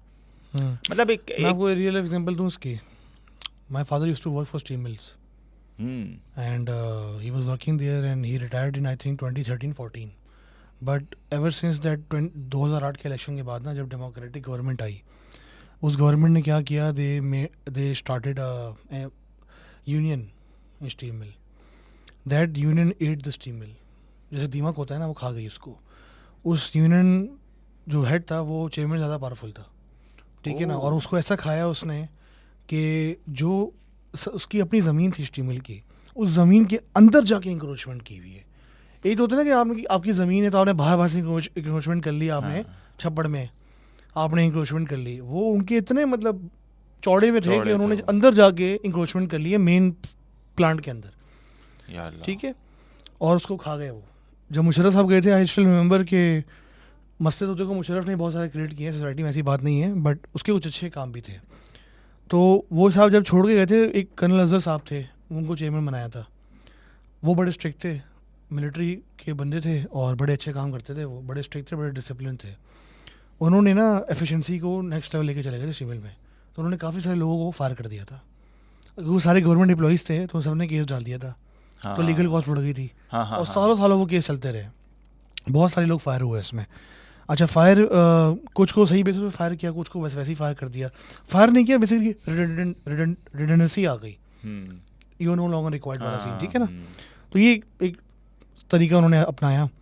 आई स्टिल रिमेंबर कि उस बंदे 5 या 6 का हाँ केस है. हाँ नहीं 2003 में हुआ था एक इंसिडेंट. अच्छा. तो basically he came I think in 99 और समथिंग और 2000 and he died in 2003. He was still the chairman and he died. He was walking, सुबह वो वॉक पे निकले और डेथ हो गई उनकी. अच्छा, वो बंदा था, वो एक इदारे को सही करने आ रहा था और वो उसको सुधारने आ रहा था. और उसने ठीक है बहुत सारे लोग फायर किए, क्योंकि भाई उसने मिल चलानी है ना. अब एक बात बताओ, मैं अगर एक कंपनी मुझे दी गई है जो गवर्नमेंट की कंपनी है, जो टैक्स पेयर की मनी से चलती है, और मैं वहाँ पे कैपेसिटी 2000 लोगों की और मैं 50,000 लोग भर्ती कर लूँ, तो मैं क्या ही काम करता रहूँ जस्ट बिकॉज कि मुझे रोड पे वाले मिल जाए या मुझे सिंपैथी मिल जाए या जो भी मिल जाए, मैं अपना काम सही नहीं करूँ. तो उसने अपना काम ठीक से किया. आपको पता है उसकी डेथ पे क्या हुआ? पूरे स्टेट टाउन में मिठाइयाँ बंटी हैं. यार क्या हालत है. पूरे स्टेट टाउन में मिठाइयाँ बंटी. और मैं उस time I think I was like 13 years old. I was born in 1990. 2003 में 13 साल का हो गया था. तो लाइफ में ना 2 मोमेंट मुझे अभी तक याद आते हैं. एक जो वो जहाज़ क्रैश हुआ था वर्ल्ड ट्रेड सेंटर में, वो टीवी पे आ रहा था. I still remember that moment कि मैं कहाँ पे था उस टाइम जब मैंने टीवी पे देखा था. दूसरा मोमेंट ये था कि मैं मार्केट गया था अब्बा के साथ. मौसम अच्छा था, बारिश का वहाँ समोसे लेने गया था अब्बा के साथ. वहीं स्टील टाउन में मार्केट थी, रशिया मार्केट, वहाँ पे मैं गया था. तो वहीं पे पता चला कि भाई साहब की डेथ हो गई. और वहाँ पे मैंने देखा लोग मिठाई लेने आए हुए. और बेशर्मों की तरह सबने केस भी डाला हुआ है और सब स्टील टाउन में रह भी रहे हैं. कोई निकला भी नहीं मेजॉरिटियों ने. अब ठीक है, जॉब निकली, आई अंडरस्टैंड, मसला हो गया भाई, ठीक है, मसला हो जाता है, आई अंडरस्टैंड. एक बंदे के मरने पे आप मिठाई बांट रहे हो, एक मुसलमान के मरने पे. बंद मुसलमान हो या काफिर हो, जो भी हो, इट डजंट मैटर. एक इंसान मरा है, इंसानियत होती है ना. और बीइंग अ मुस्लिम तो और भी बहुत बुरी बात है. तो ये सोसाइटी का लेवल है सर आपका. अच्छा, एक चीज़ बताऊँ, वो बंदे को ना लोग बोलते होंगे जब वो जिंदा होगा कि यार ये बड़ा, मतलब मैं वो वर्ड यूज़ नहीं करना चाह रहा, उसको मैं ज़रा थोड़ा खबीस आदमी है. ये तो बहुत अभी जो उसके मरने के बाद ही बोलते थे अच्छा जान छूट गई इससे, वो लोग जो कि निकले थे. बट ओवरऑल अगर देखा जाए उसके बाद जो हालात हुए वो 2003, हाँ, जब मुशर्रफ साहब गए और उसके बाद ये गवर्नमेंट आई, डेमोक्रेटिक गवर्नमेंट आई, उसको यूनियन बनी. अभी अब स्टील टाउन जो है भूत बंगला है sir. It was a very very beautiful place. मैं वहीं पे पढ़ा हुआ हूँ सारा. मतलब कराची में आग भी लग जाए जब अल्ताफ़ भाई एक कॉल देते थे और हड़तालें हो जाती थी, तो स्टील टाउन में आपको इम्पैक्ट नहीं फील होता कि कुछ हो रहा है शहर में, क्योंकि आप इतना दूर था आगे. ऊपर से वहाँ पे फुटबॉल स्टेडियम था, वहाँ पे स्क्वाश स्टेडियम था, वहाँ पे क्लब था, वहाँ पे स्विमिंग पूल था, वहाँ पे कॉन्सर्ट होते थे, वहाँ पे बहुत अच्छा सीन था. वहाँ पे हॉकी की स्टेडियम भी था, वहाँ पे अभी भी है. इंटरनेशनल लेवल का क्रिकेट स्टेडियम भी है, फुटबॉल का स्टेडियम भी है इंटरनेशनल लेवल का. बहुत सारी चीज़ें हैं, बहुत सारे ग्राउंड्स हैं, बहुत सारी ग्रीनरी है, बहुत सारे वॉकिंग के डिस्टेंस की वो हैं. एक मार्केट भी है, एक बड़ी अच्छी सोसाइटी है. वो बहुत फ्लरिश कर रही थी, बड़ा अच्छा जा रही थी. फिर वो क्या हुआ, एक जमहूरियत आ गई मुल्क में, आमरीत ख़त्म हो गई और जमहूरियत अपने साथ करप्शन लेकर आ गई. और जमहूरियत, एक फेक जमहूरियत को चलाने के लिए आपने और सारे लोग भर्ती किए.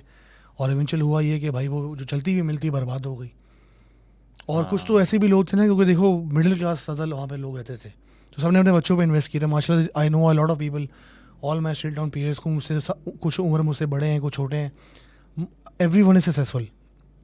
Everyone is doing something in their field, कोई जॉब कर रहा है, कोई क्या कर रहा है, कोई मतलब रोड पे नहीं घूम रहा, कोई बेकार आदमी नहीं है। बड़ी कंस्ट्रक्टिव, बड़ी अच्छी सोसाइटी थी ये, बहुत अच्छी सोसाइटी। मतलब मेरे ऐसे स्टूडेंटों के दोस्त हैं, I just talk to friend of mine Arsalan, उससे मेरी बात हुई कि 2 दिन पहले। तो he was a very football freak back in the day, so he just planning कि यार हम कुछ शो करेंगे फुटबॉल का बैठ के। तो I called him, I think after like 8-9 years हम इस तरह बात कर रहे थे जैसे कल मिले। ओह अच्छा। तो ये स्टिल्ड ऑन मैजिक है, ये आपको कहीं और नहीं मिलेगा दुनिया में। तो ये मुझे चीज़ बड़ी फील होती है। तो मैं वही एग्जाम्पल आपको दे रहा हूँ, आप में जमहूरियत कर रहे हो आप लोग, एक फेक जमहूरियत चलाने के लिए आपने वोट सिक्योर करने, आपने यूनियन बना दी और यूनियन जो है वो खा गई उसको। और सिर्फ शिमिल नहीं है, बहुत सारे वो यार हैं। एक चीज़ देखो अल्ताफ, मुझे इस चीज़ का आंसर दो कि मेरी खाला, मैं खुद भी एक्चुअली कंटोनमेंट में ही रहता हूँ, तो मेरे बहुत सारे रिश्तेदार मलीर कंटोनमेंट में रहते हैं। अब आप उस दीवार के पार जाते हो, क्या सड़कें हैं, क्या इंफ्रास्ट्रक्चर है, क्या मज़ेदार आप सुकून से घूम रहे हैं, डिसिप्लिन है ये वो। आप दीवार क्रॉस करते हैं, वही गड्ढे हैं, खुले हुए गटर हैं, वही ख़राब सड़कें। यार सोचने वाला सोचेगा नहीं इस बारे में कि मतलब यार वो एरिया जो आपके करने का था काम, जिस एरिया पे आपको काम करना चाहिए था, आप दिखाते दुनिया को यार हम भी कर सकते हैं, आपने वहाँ बिल्कुल तबाह हाल छोड़ा हुआ है। वो पार्क्स जो कंटोनमेंट के अंडर में, वहाँ पे तो सब फिर भी बेहतरी है, जो पार्क्स नहीं उनके अंडर में, वहाँ तो तबाही फैली हुई है, ना घास का कोई पूछ रहा है ना कुछ पूछ रहा है। तो यार सोच तो रहे ना लोग इस हवाले से। नहीं, लोग ये क्यों नहीं सोच रहे? देखो मैं एक बात हूँ, सोच के ना 2 तरीके हैं। कैंटोनमेंट है, मतलब कि फ़ौज है, फ़ौज के अंडर एक पार्क है, ठीक है भाई। फ़ौज में कौन लोग जाते हैं? हमारे लोग हैं, आपके दोस्त यार जाते होंगे, कोई कप्तान होगा, कोई मेजर होगा, करते करते जनरल बन गया होगा, ठीक है। फ़ौज भी हमारे से आई है भाई, ऐसा ही हम ही हैं। कोई ये तो नहीं कि बाहर के इंडिया के सोल्जर्स बैठे हुए हैं आप, ऐसा कुछ भी नहीं है। तो एक तो ये बात है। दूसरी बात ये कि वो एक इदारा है भाई, ठीक है, वो मुल्क में बहुत बड़ा एक रोल है उसका, इकनॉमिक पॉलिसी, फॉरेन पॉलिसी और बहुत सारी चीज़ों में इसका रोल है, और वो हम समझते हैं, और कुछ लोग इख्तलाफात भी हैं कि ऐसा नहीं होना चाहिए, पॉलिटिक्स में भी उसका रोल है, वी अंडरस्टैंड। बट ओवरऑल ना, फौज इटसेल्फ इज एन इंस्टीट्यूशन, ठीक है। ऐसा ही है। They run anything like a company, like an organisation, like a business, they are good at it, they manage it, ठीक है।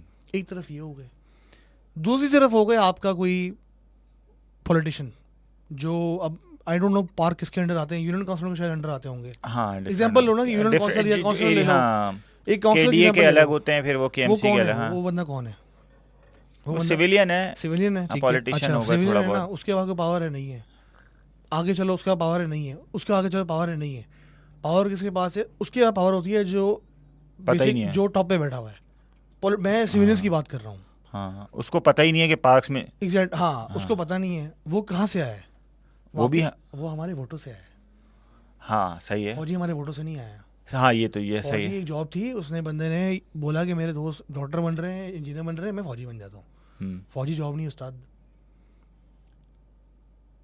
सिंपल बात है ना। आपने एक कैरियर चूज़ किया, आप वहाँ चले गए, ठीक है, आप उस इदारे का पार्ट हो, उस इदारे के पास अपनी लैंड भी है। अब वो ज़्यादा लैंड है या कम लैंड है, वो डिबेट आप छोड़ दो। आप सिंपल अपने आप से सवाल पूछो कि आप जब कंपेयर करते हो कि मलिक कैंट बहुत साफ़ है और बाकी कराची गंदा है, या कोई भी कैंटोनमेंट एरिया साफ़ क्यों होता है, आप ये पूछो कि जो बाकी एरिया पे कौन काबिज है, कौन चला रहे हैं, वही ना। उसको हम आते हो वोटों से, उसके खिलाफ कितने मुजाहरे हो गए, हाँ, कितने लोग निकले, कितने लोगों ने वोट नहीं दिया, कितने लोगों ने पिटिशन की, कितने लोग गए कानून के पास। भाई आवाम सो रही है आपकी, उनको पिला दिया है बहुत टाइट वाला जॉइंट, वो सो रही है आवाम, उनको आपने जॉइंट पिला के सुला दिया, भाई आवाम सो रही है आपकी। सत्तू जॉइंट तो नहीं पिलाया होगा, आई डोंट नो क्या कुछ पिलाया होगा, ठीक है ना, बट वो बैठ के वो कर रहे होंगे और वो रिलैक्स कर रहे होंगे, वो उनको वो सोए हुए लोग। अब फॉर एग्जाम्पल ना, आप एक छोटी सी एग्जाम्पल मैं आपको दे रहा हूँ, कराची में रोज़ कोई बंदा मर रहा है मोबाइल स्नैचिंग से, 10 लाख बंदा जमा हो जाए सारे फैसल पे कि मोबाइल स्नैचिंग आज बंद करो, और बैठा रहे 10 लाख बंदा, कराची बंद कर दो आप एक दिन के लिए, आपके ख्याल से ये 2 मिनट में काम मसला सॉल्व नहीं हो जाएगा? 2 मिनट में ऑपरेशन नहीं हो जाएगा कराची में सारा? पब्लिक कहाँ है बॉस, कहाँ निकलती है रोड पे, क्यों निकलेगी रोड पे, कितने लोग निकलेंगे रोड पे? सही बात है। फट्टू है ना सारे बैठ के कीबोर्ड वॉल कर रहे हैं, कौन निकलेगा रोड पे भाई? मैं और आप निकलेंगे, मैं और आप निकल गए, कितने लोग खड़े होंगे, किसको बुलाओगे, कौन जॉब छोड़ेगा अपनी, कौन क्या छोड़ेगा? कितने लोग मरते हैं अभी, वो IBA का बच्चा भी मर गया बेचारा यार, वो जो टिकटॉकर था कल जिसको हाँ वो मर गया, चलो वो तो एक सैचक में नहीं मरा, बट आप ये देखो ना आपने किसको लाइसेंस दिया, किस कंपनी को, यही ना यार। हाँ किस जंगली के बच्चे को आपने गन पकड़ाई है, उसने गोली चला दी उस पर, आई डोंट नो उसको क्या बोला, चलो उसको उसने आपको माँ की गाली भी दी होती, फॉर एग्जाम्पल आप किसी को गोली मारोगे? हाँ ना, मतलब क्या ही क्या कर लिया ऐसा बोल उसने। दिया उस गार्ड को कि उसने गोली से मार दिया उसको? कोई यहाँ पे कोई साइंस है, कोई रूल्स रेगुलेशन है, कोई पॉलिसियाँ हैं कि वो गार्ड मेंटल स्टेबल था या नहीं था? कोई सोचता है इस बारे में? नहीं सोचता। उसके हाथ में आपने इतना बड़ा असला दिया हुआ, वो 100 बंदे मार सकता है यार। वो एक बंदा गरीब आदमी था यार, वो मर गया बेचारा। आपको याद होगा बारिश हुई थी, हाफिज नईम साहब भी जो लगे हुए थे उसमें, हाँ। वो बंदा डूब गया था बच्चों समेत या समथिंग लाइक दैट। हाँ हाँ, गाड़ी जो वही बारिशों में एक बंदा डूब गया था, गटर में चला गया था, कुछ हो जी गया था। जी जी जी हाँ, सर हाँ। ये हालात हैं आपके शहर के यार।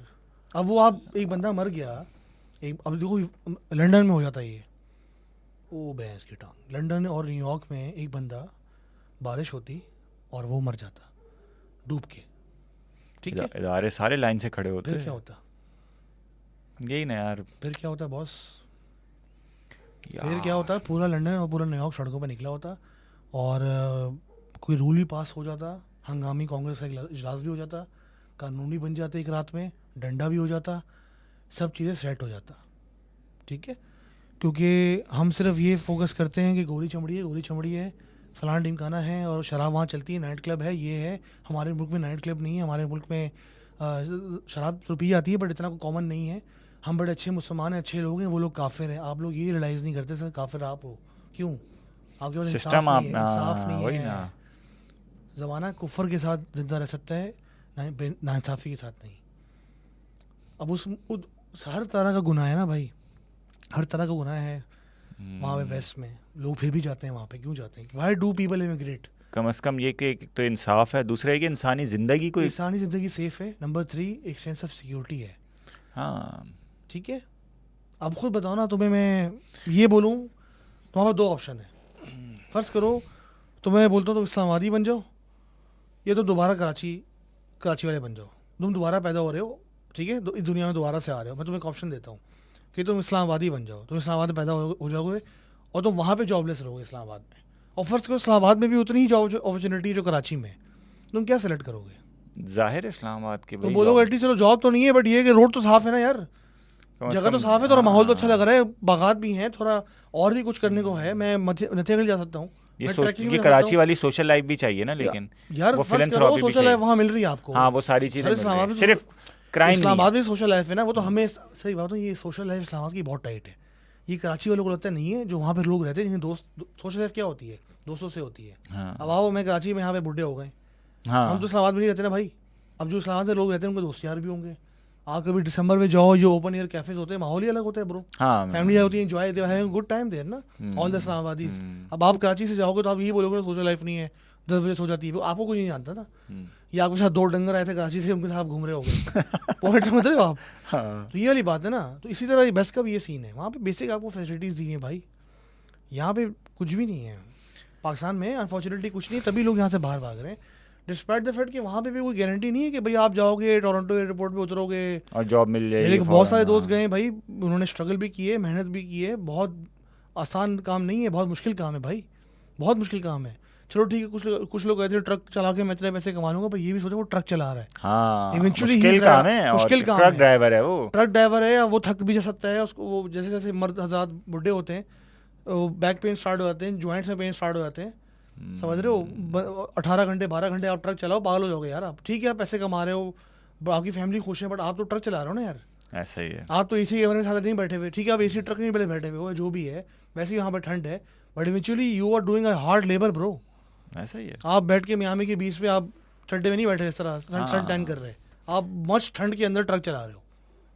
तो मसले वहाँ भी है, फिर भी लोग यहाँ से वहाँ जाना चाहते हैं, इस वजह से कि भाई सेंस ऑफ सिक्योरिटी है, इंसानी जान की कीमत है, इंसाफ है, ये 3 चीज़ें यार। वही ना यार, अभी आप रोड पे चल रहे होंगे, कोई चर्सी जो है वो गटर का ढकना अपने चर्च के। चर्सी और हिरोइनची में बहुत बड़ा फर्क है। हिरोइनची, हाँ, चर्सी जो है वो नहीं वो करते, हीरोइनची करते हैं। हीरोइनची करते हैं। चर्च को बदनाम नहीं करो, हीरोइन जो है वो है। हाँ बोलो। अच्छा बहरहाल, तो वो हीरोइनची जो है वो क्या करेंगे, वो गटर में से वो सरिया निकाल के बेचने के लिए गटर उन्होंने ढकना ही हटा दिया। अब उस गटर में बाइक जा रही है, गाड़ी जा रही है, बंदे जा रहे हैं यार, मर रहे हैं, तुम कातिल हो यार, तुमने कत्ल किया है। अब मसला ये कि ये ढकने पे लोग दरख्त तो रख देंगे, कुर्सी रख देंगे, सोफ़ा रख देंगे कि पता चल जाए भाई गटर खुला हुआ है, ढकना गायब है। लेकिन हमारी सरकार पता नहीं कब पहुंचती है उस पर ढकना रखवाने के लिए, और वो भी 2-3 दिन रखा रहेगा, वो फिर वही गायब हो जाता है। यार ये चीज़ तो कम से कम कंट्रोल आसानी से की जा सकती है कि जो हीरोइनची वगैरह हैं, जो भी एक्सर हैं, लोगों की जानों से खेल रहे हैं, यार इनको तो कम से कम कंट्रोल कर ही सकते हो यार, अब इतना तो मुश्किल नहीं है। पॉइंट समझ रहे, देखो बताओ ये वही मसला पीछे क्या है? मसला बताओ क्या है मसला? मसला ये है, if there is a chance of making money out of a problem which is impacting people, those in power will choose to make money rather than solving the problem. ठीक है, नंबर 1 प्रॉब्लम इज बैकिंग। भी पैसा जमा होता है, जाता है ऊपर, सब लोग खाते हैं, ठीक है। पुलिस हम बोलते हैं करप्ट है, और हम लोग भी करप्ट है। अब खुद बताओ, तुम इस मस्त गर्मी के अंदर तुम जाओगे चलान भरने, एनएससी उठाने, ये करने वो करने का, तो चलान हो जाता है नहीं, ठीक है ना। तुम बोलोगे 100 रुपये पकड़ लेंगे। हाँ, लोग यूजुअली यही कर रहे हैं। 100 रुपये जमा हो रहे हैं, तो ये कहीं तो जा रहे हैं ना भाई। सिर्फ ग्राउंड पे बंदा है, हर किसी को टारगेट मिला हुआ ना कोई कि भाई आपने इतने जमा करना है, आपने इतने जमा करना है, एक सिस्टम चल रहा है ना भाई, ठीक है। फिर आप आ जाओ, और क्या मसला है यहाँ पे? और क्या मसला है? बिजली का मसला है, इंटरनेट पे चीज़ें बैन हो जाती हैं, उसका मसला है। वीपीएन वाले चल रहे हैं, वीपीएन भी आगे लोग चला रहे हैं। क्राइम होता है, न्यूज़ चैनल कौन चला रहे हैं? ये नहीं, इनके पास न्यूज़ चैनल है। हर मसले से पैसा कमा रहे हैं, इनको सिर्फ पैसा कमाना है, ये मसला नहीं सॉल्व करने लगे यार। यही देखो क्राइम है ना, क्राइम में पैसा है, आप ये बात हमेशा याद रखना। सोसाइटी में कोई मसला हो, फॉर एग्जाम्पल एक इमेजिनरी सोसाइटी बनाते हैं, बड़ी अच्छी सोसाइटी है, बड़े अच्छे लोग हैं, कोई गुनाह नहीं करते, कोई वाइस नहीं है उनके अंदर, ठीक है। क्या होगा फिर? मतलब कितने सारे बिजनेस बंद हो जाएंगे, कितने सारे बिजनेस बंद हो जाएंगे। सिक्योरिटी गार्ड्स की जरूरत नहीं होगी। देखो सिक्योरिटी गार्ड की जरूरत नहीं होगी, सही है, ठीक है ना। जनरेटर वाले बंद हो जाएंगे, हाँ, अगर बिजली आ रही वाले बंद हो जाएंगे, ठीक है। उसके अलावा फिर आप आ जाओ, जो लॉयर होते हैं उनका कारोबार बंद हो जाएगा, जेल खाली हो जाएंगी, जेल सारे लाइक यू नो लॉस में जा रहे होंगे। आपको तो यूएस में जेल के ऊपर ही पूरा बिजनेस चलता है बॉस। यूएस का जो सिस्टम है ना, उसके ऊपर पूरा सिस्टम, उसका एक बड़ा इस तरह डिज़ाइन किया गया है। यूएस में बहुत सारे लोग जेल जा चुके हैं, world highest I would say इनकार्सरेशन rate है यूएस का। ओह यस, तो उनकी जेल इंडस्ट्री है भाई पूरी। किस पे चल रही है वो जेल इंडस्ट्री? भाई मतलब तुम खुद बताओ ना, एक तरह सीआईए जो है वो ड्रग्स का बिजनेस करती है, सही है। वो आपको नार्कोस में भी दिखा दिया उन्होंने। हाँ, अब तो चलो पॉप कल्चर में दिखा दिया ना। मैं कोई वो लेकर आ जाता, कॉन्स्पिरेसी थ्योरी नहीं मैं है। कोई न्यूज़पेपर लेके आ जाता, ये ले आता, तो लोग बोलते अपनी तरह से बातें कर रहे हैं आप, क्योंकि यहाँ की जनरेशन नेटफ्लिक्स को ज़्यादा बात समझती है। नार्कोस उनके अब्बू ने बनाया है, तो नार्कोस में उन्होंने दिखा दिया कि एक तरह सीआईए हेल्प कर रही है कि ड्रग्स बेचो, ठीक है, ड्रग्स बेच के पैसा कमा रही है, उसके अगेंस्ट उस पैसों से ऑपरेशंस कर रही है ताकि टैक्स पेयर मनी पे इम्पैक्ट ना पड़े।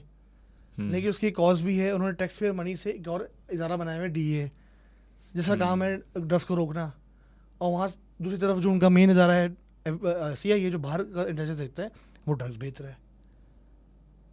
Create a problem, make money, ये है एक सिस्टम दुनिया का। तो यार इसका मतलब ये कि पाकिस्तान का प्रॉब्लम नहीं। अभी तुम एग्जांपल दे रहे थे गोरी चमड़ी का। हाँ। मैंने यूएस की एक पता नहीं कोई रोड वोड है, मैं उसकी वीडियो देख रहा था। वहाँ पे सारे लोग ना बेचारे बिल्कुल, जिसको बोलते हैं ना आउट ऑफ द माइंड, वो अजीब पता नहीं पागल पड़े हुए ना सारे, पता चला नशों में पड़े हुए। अब मसला ये एक ऐसी सोसाइटी में जहाँ वीडियोज़ हैं कि उस गली में, उस रोड पर इतने सारे लोग, सैकड़ों के करीब जो लोग सुन पड़े हुए थे नशा लेके। तो जब मुझे वो वीडियो दिख रही है तो जाहिर है वहाँ के इदारों को भी दिख रही है, और जब वहाँ के इदारों को दिख रही है तो उनको ये भी पता होना चाहिए कि इनको ड्रग्स सप्लाई कौन कर रहा है। और अगर वो उनको पकड़ लेते हैं जो ड्रग्स सप्लाई कर रहे हैं, तो ये तो सारी खेप नई नज़र आएगी ना हमें। तो इसका मतलब ये कि वहाँ भी कुछ ना कुछ चीज़ें हैं ऐसी कि ड्रग्स वगैरह वहाँ पर लोगों को सप्लाई भी किया जा रहा है, लोग पी भी रहे हैं, और बाकायदा तौर पे महफूज भी हैं ड्रग सप्लायर्स। देखो डिमांड हमेशा रहेगी, गुनाह की ना हमेशा डिमांड रहेगी। आप जितना भी अच्छी सोसाइटी बना दो, जितना भी आप भाषण दे दो उनको, जितना भी आप तबलीग कर दो, भाई सोसाइटी में गुनाह रहेगा। बिकॉज आप डील कर रहे हो इंसानों के साथ, इंसान जो हैं वो गलतियाँ भी करते हैं, अच्छाइयाँ भी करते हैं।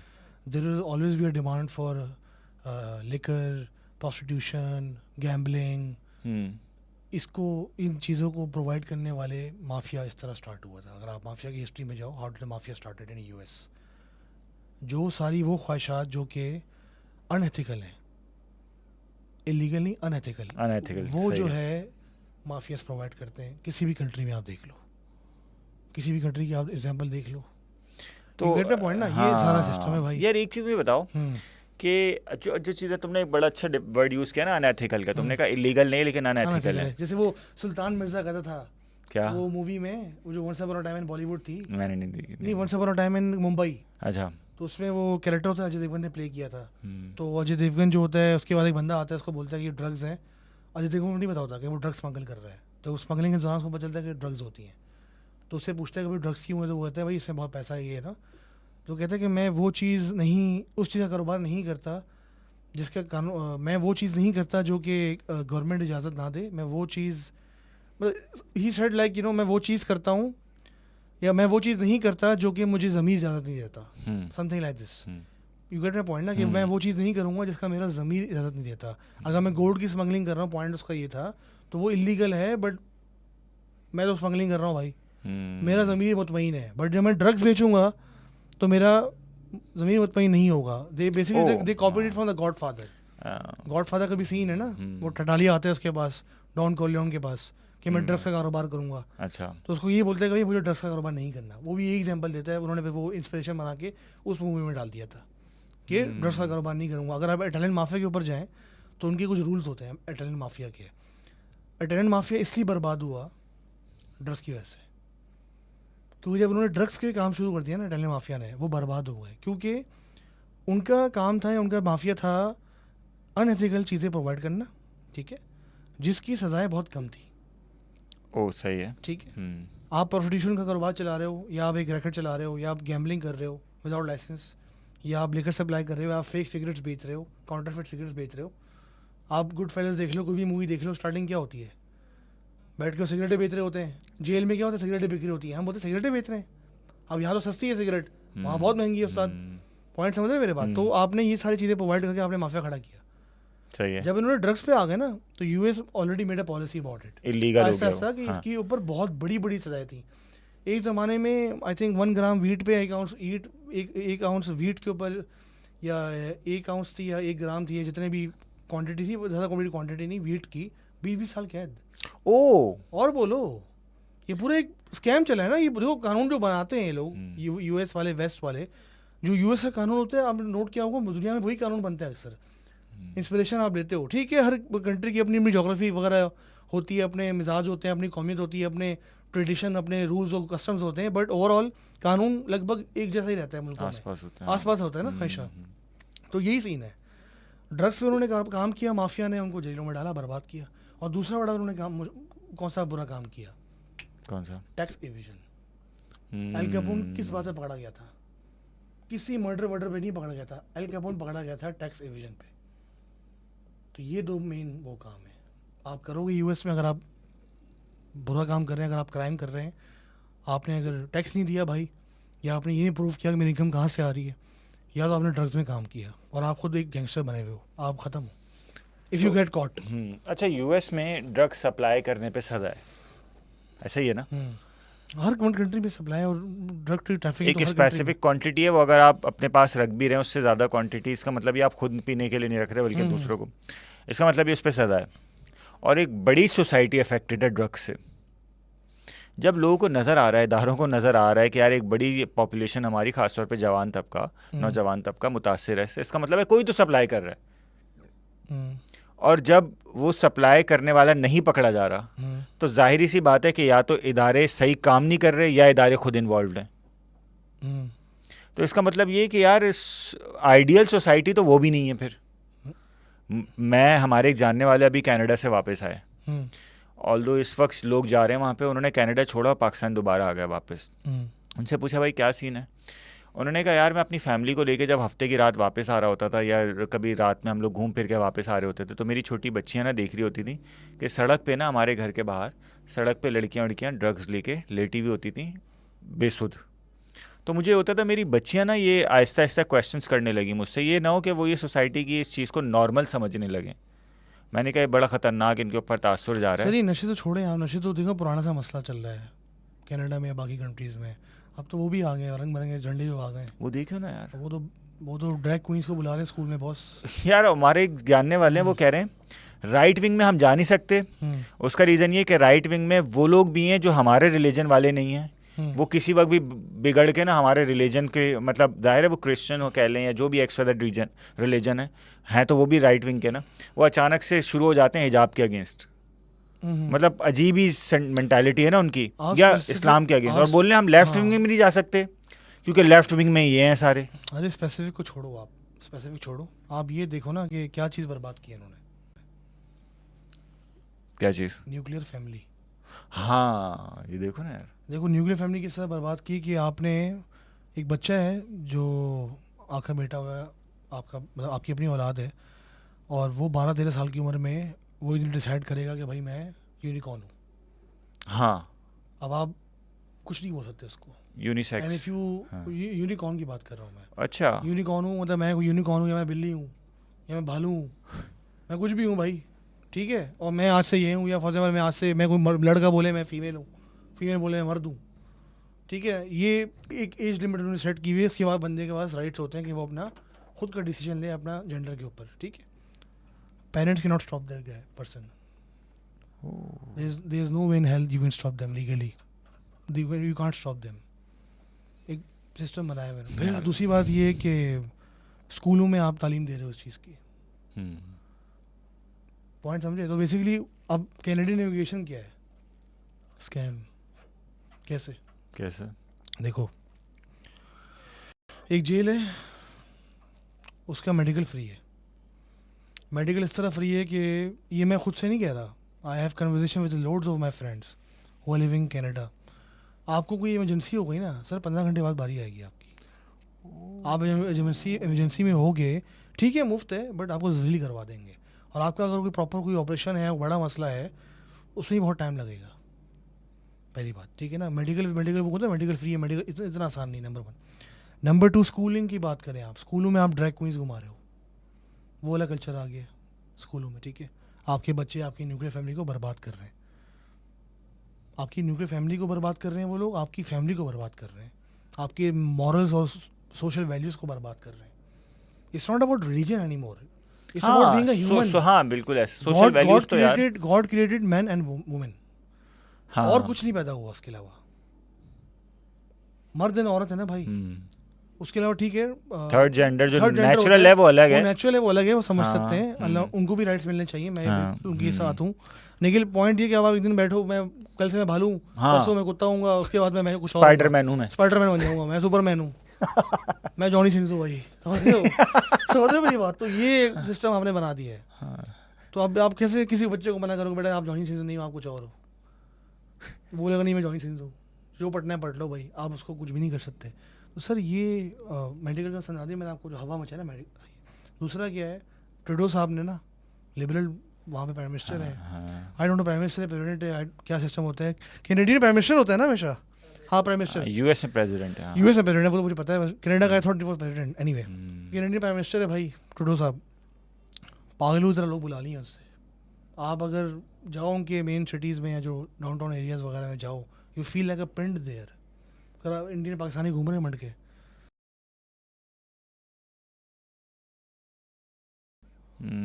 आप यहीं बनाओ, और एटलीस्ट जो ये वो बाकी वाला गन जो चल रहा है उससे तो एटलीस्ट बचे रहोगे।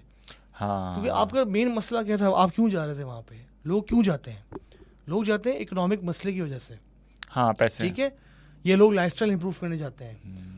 हमारा मसला ये पाकिस्तानी कौम का, जैसे ये वही वाली कौम है जो कहते थे MBA कर लो, फिर ACC कर लो, फिर सब सिविल में घुस गए, सिविल की इंडस्ट्री डाउन हो गई, BSIT आया था, फिर वो इंजीनियर डॉक्टर वाला हिसाब हो गया, ये बन जाओ, ये वो बन जाओ। फिर एक ज़माने में एक्चुअल साइंसेस भी आया था, आधे लोग एक्चुअल घूम रहे थे, मार्केट डाउन हो गई। CFA का एक दौर आया था, हर बंदा CFA कर रहा था, बर्बाद हो गए सारे, ये CFA से छोड़ दिया। बाद में रिलाइज हुआ CFA के लेवल की जॉब ही नहीं मिलती यहाँ पे, ये CFA लेवल का काम ही नहीं हो रहा मुल्क में भाई। कहाँ हो रही है इन्वेस्टमेंट बैंकिंग? वॉल स्ट्रीट पे हो रही है, यहाँ हो रही है। और क्या यहाँ पर ठीक है, आपको थोड़े बहुत कुछ कंपनियाँ इंक्रीमेंट दे देंगी, कुछ भी दे देंगी, आप कोई तालीम में कुछ कर लोगे, बट अगर आपके पास CFA और आप अप्लाई करते हो कैनेडियन इमिग्रेशन के लिए, वो डिग्री कंसिडर ही नहीं की जाती, जबकि है इतना मुश्किल कोर्स। ओ आप बोलो वो सर्टिफिकेट तो भाई कंसीडर। यहाँ पे ना इस पूरे रीजन की कौम का मसला यही है, सोचते समझते कुछ है नहीं, फैशन में आके फलां चला के मैं भी जाऊँगा। भाई आपके पास रिसोर्सेज हैं, आप बिल्ड करो। जब आप एक ऐसे कंट्री में जहाँ पे ज़बान आपकी सेम है, आपकी घर वाले हैं, आपके दोस्त हैं, आपकी जॉब है, आपका मोहल्ला है, आपके चाय का ढाबा है, आपके कोई काम धंधा है, इतने सारे एडवांटेज होने के बाद आप कुछ नहीं पढ़ सके तो वहाँ जाके क्या पढ़ लोगे आप? और क्या। ये लोग नहीं सोचते। भाई आपको बुरा लग रहा है ना कराची, ठीक है भाई, सिंपल बात है, if you can't beat them join them. हाँ if you can't beat the system join the system bro, be the system. हाँ सही है। लाइफ आप बोलते हो ये बंदा हराम कमाते हैं, इसका लैंड गुजर है, आप करो भाई काम, हराम नहीं कमाओ बट आप कमा के दिखाओ पैसे, आप कुछ भी करो ना। Stop blaming the government, stop being a pussy कि सारा टाइम गवर्नमेंट नहीं, कुछ नहीं, किसी भी मुल्क की गवर्नमेंट कुछ नहीं करती किसी के लिए। गवर्नमेंट का काम आपके लिए, आपके मसले सॉल्व करने की गवर्नमेंट नहीं बैठी। गवर्नमेंट पर मुल्क चलाती है भाई, इंडिविजुअल्स को नहीं चलाती। वो मैक्रो लेवल पे मैनेज करती है, माइक्रो लेवल पे मैनेज नहीं करती गवर्नमेंट, किसी भी मुल्क की आप देख लो। पॉइंट समझ रहे हो? ये इस तरह नहीं होता भाई, गवर्नमेंट आपके लिए कुछ नहीं करेगी। हाँ भाई अल्ताफ बिरयानी खाइए, रात में नहीं खाइए, या काजी साहब मैकडॉनल्ड का ऑर्डर पहुंच गया था, नहीं पहुंच गया था, मैं गवर्नमेंट का नुमाइंदा बात कर रहा हूँ। आप लड़ोगे उस डिलीवरी वाली ऐप से या राइडर से कि खाना गर्म हो गया, ठंडा हो गया, आप गवर्नमेंट को तो ब्लेम नहीं कर सकते ना भाई। लेकिन यहाँ पे क्या होता है कि कुछ भी मसला हो, गाड़ी का टायर पंचर हुआ, किसी का कुछ भी हुआ, अजीब मुल्क को गाने दे रहे बैठ के। भाई मुल्क किससे बनता है? लोगों से बनता है ना ये। भाई ठीक है, आई अंडरस्टैंड, यहाँ पे बड़ी बड़ी इमारतें नहीं है, यहाँ पे दोबी वाला माहौल नहीं है, पार्टी वार्टी नहीं है, पार्टी करनी है बाहर जाओ यार, पार्टी करनी है बाहर जाओ, घूमो। हाँ अब वहाँ जाके रहना है तो वहाँ की जगह पे वो भी बर्दाश्त करो यार मसले जो बाकी इशूज़ हैं। क्योंकि जो लोग वहाँ पे, वो लोग ज़्यादा खुश हैं who doesn't give a fuck about anything. You get my point? Who doesn't give a fuck कि उनको बच्चे को स्कूलों में क्या पढ़ाया जा रहा हाँ है। They don't give a fuck. वो लोग वहाँ पे बैठे हुए, ठीक है, वो जो बिल्कुल ही इनके एल से कि भाई मुझे क्या करना है। You get my point? तो ये सारा सिस्टम है भाई, वो लोग बैठे हुए वहाँ पे, ठीक है। हम जैसे लोग जाएंगे ना, या मेजॉरिटी लोग जाते हैं, वही सोचते हैं यार कि मेरी अगली नस्ल क्या जा रही है। ऐसा तो नहीं है कि भाई गाजी साहब बैठे हुए हैं, बड़ा अच्छा घर लिया हुआ है, गाजी साहब प्रोफेसर हैं वाटरलू यूनिवर्सिटी के अंदर, और 12 साल की उम्र में आपका बच्चा आ गया, अब्बा मैं कल से लड़की हूँ। फिर आप क्या बोलोगे? मैं कहा आप बोलोगे यार भाड़ में गई है दौलत, भाड़ में गई है कैरियर, भाड़ में गया सब कुछ। चलो वापस क्या, वो तो जो उसको बनना था वो बन गया, आपने लाइफ बर्बाद कर दी। हाँ बच्चे की भी हाथ से निकल और आपका फॉल्ट है। आप लेके उसको भाई वहाँ पे, उसने वहाँ पे वो स्कूलिंग देखी, उसने ड्रैग क्वींस को हीरो बनाया। यार ये आग अगर हम इस एरिया में, इस रीजन में पहुंच गई, पाकिस्तान इंडिया तो पहुंच ही गई है यार, इंडिया तो काफ़ी, तो ये तो फिर हम भी जाएंगे, हम भी ख़त्म। ये देखो अभी यहाँ पे और पहुंच, मुझे लगता है इवेंचुअली आ जाएगी। देखो सर सीन ये ना, इट्स ऑल अबाउट कि आप खुद कितने आपके अंदर वो है। हमारा मकसद क्या है? हम बग कर रहे हैं बैठ के, हमें क्या मकसद है? कोई यहाँ से चीज़ें सीखे तो अवेयरनेस फैलानी है आपने, आप यही कर सकते हो। आप गुनाह को नहीं रोक सकते, आप ना अच्छाई को रोक सकते हो। अच्छा काम अच्छे, जब जो होना होता है वो हो जाता है, आप रोक नहीं सकते। आप वो सिर्फ अल्लाह है, जो अल्लाह की ज़ात है जो रोक सकता है, और कोई नहीं रोक सकता किसी भी चीज़ को, ठीक है। अब यहाँ पे अगर वो मसले आने वाले हैं पाकिस्तान में, आ जाएंगे, उसको भी देख लेंगे भाई, जब आएंगे तो देखा जाएगा। बट पॉइंट ये कि आप अवेयरनेस कर सकते हो भाई। बट वहाँ पे तो कॉमन सीन है ना भाई, वहाँ तो कानून पास हुए हैं, वहाँ तो लीगल बना हुआ है भाई, same sex marriage is legal now, and it's not a debate about Islam versus West anymore. It's a debate about humanity versus I don't know जो भी चीज़ है, ये क्या नाम दें इसको, हैवानियत। ये सीन है ना भाई, इसे ह्यूमैनिटी का सवाल खड़ा हुआ है अभी। ये सिर्फ कोई बैठ के कोई हम जैसे मुसलमान लोग नहीं क्रिटिसाइज़ कर रहे, हर बंदा क्रिटिसाइज़ कर रहा है इसको, वो किसी भी नेशनलिटी का हो, किसी भी रिलीजन का हो। वहाँ पे क्रिश्चियंस भी वो कर रहे हैं, राइट विंग बहुत स्ट्रांग है, वहाँ पे भी वो मुजाहरे करता है, जो भी करता है। बट अभी लिबरल पार्टी आई हुई है, और कनाडा में लोग उसने भरे हुए हैं, और वो एक नंबर का फेक प्राइम मिनिस्टर है भाई। वो इंडिया जाता है, पगड़ी पहन लेता है, किसी और में जाता है, कुछ एक नंबर का ना वो वही है, सोशल मीडिया स्टार है वो। पॉइंट समझ रहे हो आपको? ये चक्कर चल रहा है उसका।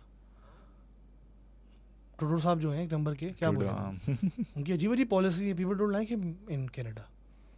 हाँ, रिसेंटली बड़ी मुश्किल से जीता इलेक्शन में। यार अब जो भी किया है उसने बात पॉइंट ये है ना कि यार मैं ये नहीं कह रहा कि पाकिस्तान बहुत एडवांस कंट्री कनाडा से, बहुत सारी चीज़ों में कनाडा आगे, बट इसका ये मतलब नहीं है कि आप गरीब हो और आप वहाँ जाओ तो आपको वहाँ पे कोई अमीर बना देंगे, नहीं, आपको वहाँ जाकर डबल मेहनत करनी पड़ेगी। यूजुअली एक और भी वजह है ना कि बेसिक इंफ्रास्ट्रक्चर जिसकी तुम बात कर रहे थे ना कि गवर्नमेंट जो है वो नहीं आपको इंडिविजुअल को, लेकिन गवर्नमेंट कम से कम इतना तो बेसिक इंफ्रास्ट्रक्चर रोड्स वगैरह कम से कम ये क्वालिटी लाइफ स्टाइल को तो गवर्नमेंट को यार देना चाहिए ना। गटर खुले ना हो, आप बाहर निकलें तो मोबाइल ना छिने, सड़कें साफ़ सर सुथरी ये तो हों। होनी चाहिए, तो मैं आपके साथ एग्री करता हूँ। मैं यही तो ना। आपको एक और पॉइंट समझा रहा था ना कि आप जो लोग समझते हैं कि भाई एवरीथिंग इज़ फाइन देयर, बड़ा आसान है, और मतलब बहुत आसान है, नहीं ऐसा इस तरह नहीं है, वहाँ ऐसा पे टफ नहीं है। लाइफ है, लोग हाँ टफ लाइफ हाँ। देख रहे हैं। Many of them are thinking about just getting green card जो भी वहाँ पे होती है, PR वगैरह, वो मिलने के बाद या पासपोर्ट मिलने के बाद every like 9 out of 10 are saying the same thing, they want to move to Middle East. अब जो अगर पासपोर्ट कैनेडियन होगा, पाकिस्तानी नहीं होगा, तो जो अरबी लोग हैं थोड़ा और प्यार से बात इज्जत करेंगे, देंगे। इज्जत थोड़ी सी इज्जत बढ़ा देंगे आपके लिए। चमड़ी आपकी भले अभी भी ब्राउन हो तो आपको थोड़ी सैलरीज अच्छी मिल जाएगी, कुछ बेनिफिट्स अच्छी मिल जाएंगे, आपसे कोई मसला हो तो कैनेडियन गवर्नमेंट आगे से खड़ी हो जाएगी। अब देखो जितना भी मुल्क में हालात बुरे थे, शहबाज गिल साहब जब गए थे, अमेरिकी गवर्नमेंट ने इंटरवीन किया ना, बात तो की ना। हाँ। वो जो भाई साहब जो कातिल थे, नूर मुकद्दम, जो मर्डर केस था, हाँ। वो भी तो अमेरिकन नेशनल था ना। चलो मैं वो तो एक अजीब एग्जांपल हो गई, मतलब पॉइंट ये कि फिर उस जैसे बंदे के लिए भी गवर्नमेंट खड़ी हुई है, तो आप तो फिर भी आम कातिल आदमी के हो लिए भाई। भी खड़ी आप हुई तो है। आप तो जॉब के लिए जा रहे हो ना मिडिल ईस्ट, आप वहाँ जाकर सेटल होना है, क्यों सेटल होना भाई? वहाँ पे चलो चीज़ ये इस्लामिक कंट्री है, इनमें आज़ाद हो जाती है, थोड़ी बहुत बेसिक वहाँ पे चीज़ें हैं। ये नहीं कह रहा दुबई बहुत साफ़ है, दुबई में बहुत मसले हैं, बट वहाँ पे ऑप्शन है। मस्जिद जाना है, मस्जिद जा भाई। वहाँ पे ये नहीं कि वहाँ पे खुलेआम परेडें हो रही हैं और ड्रैग क्वींस आ रही हैं स्कूल में, वहाँ पे एटलीस्ट वो नहीं है। ये सऊदी अरब की बात, अभी इतना बर्बाद नहीं हुए हम लोग, थोड़ा बहुत टाइम बचा हुआ है। आई रियली थिंक सो कि जो अगली जनरेशन होगी, अल्लाह जाने क्या होगी यार। सही बात है। ये और जो जेंजी तो बर्बाद है ब्रो, ये टोटली बर्बाद।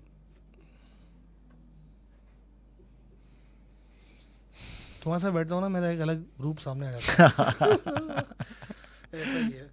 काजी साहब बड़ा मजा आया सब बात करके। तो आखिरी पार्ट में तो मैं ही बोल रहा था, लेकिन we will do this more often now. I think chemistry हमारी बन गई ऑफ द कैमरा, तो हमारी बहुत टाइट केमिस्ट्री मुझे नजर भी आ रही होगी ऑडियंस को, बट इंशाल्लाह दोबारा एक एपिसोड करते हैं। Thank you so much for coming to the podcast.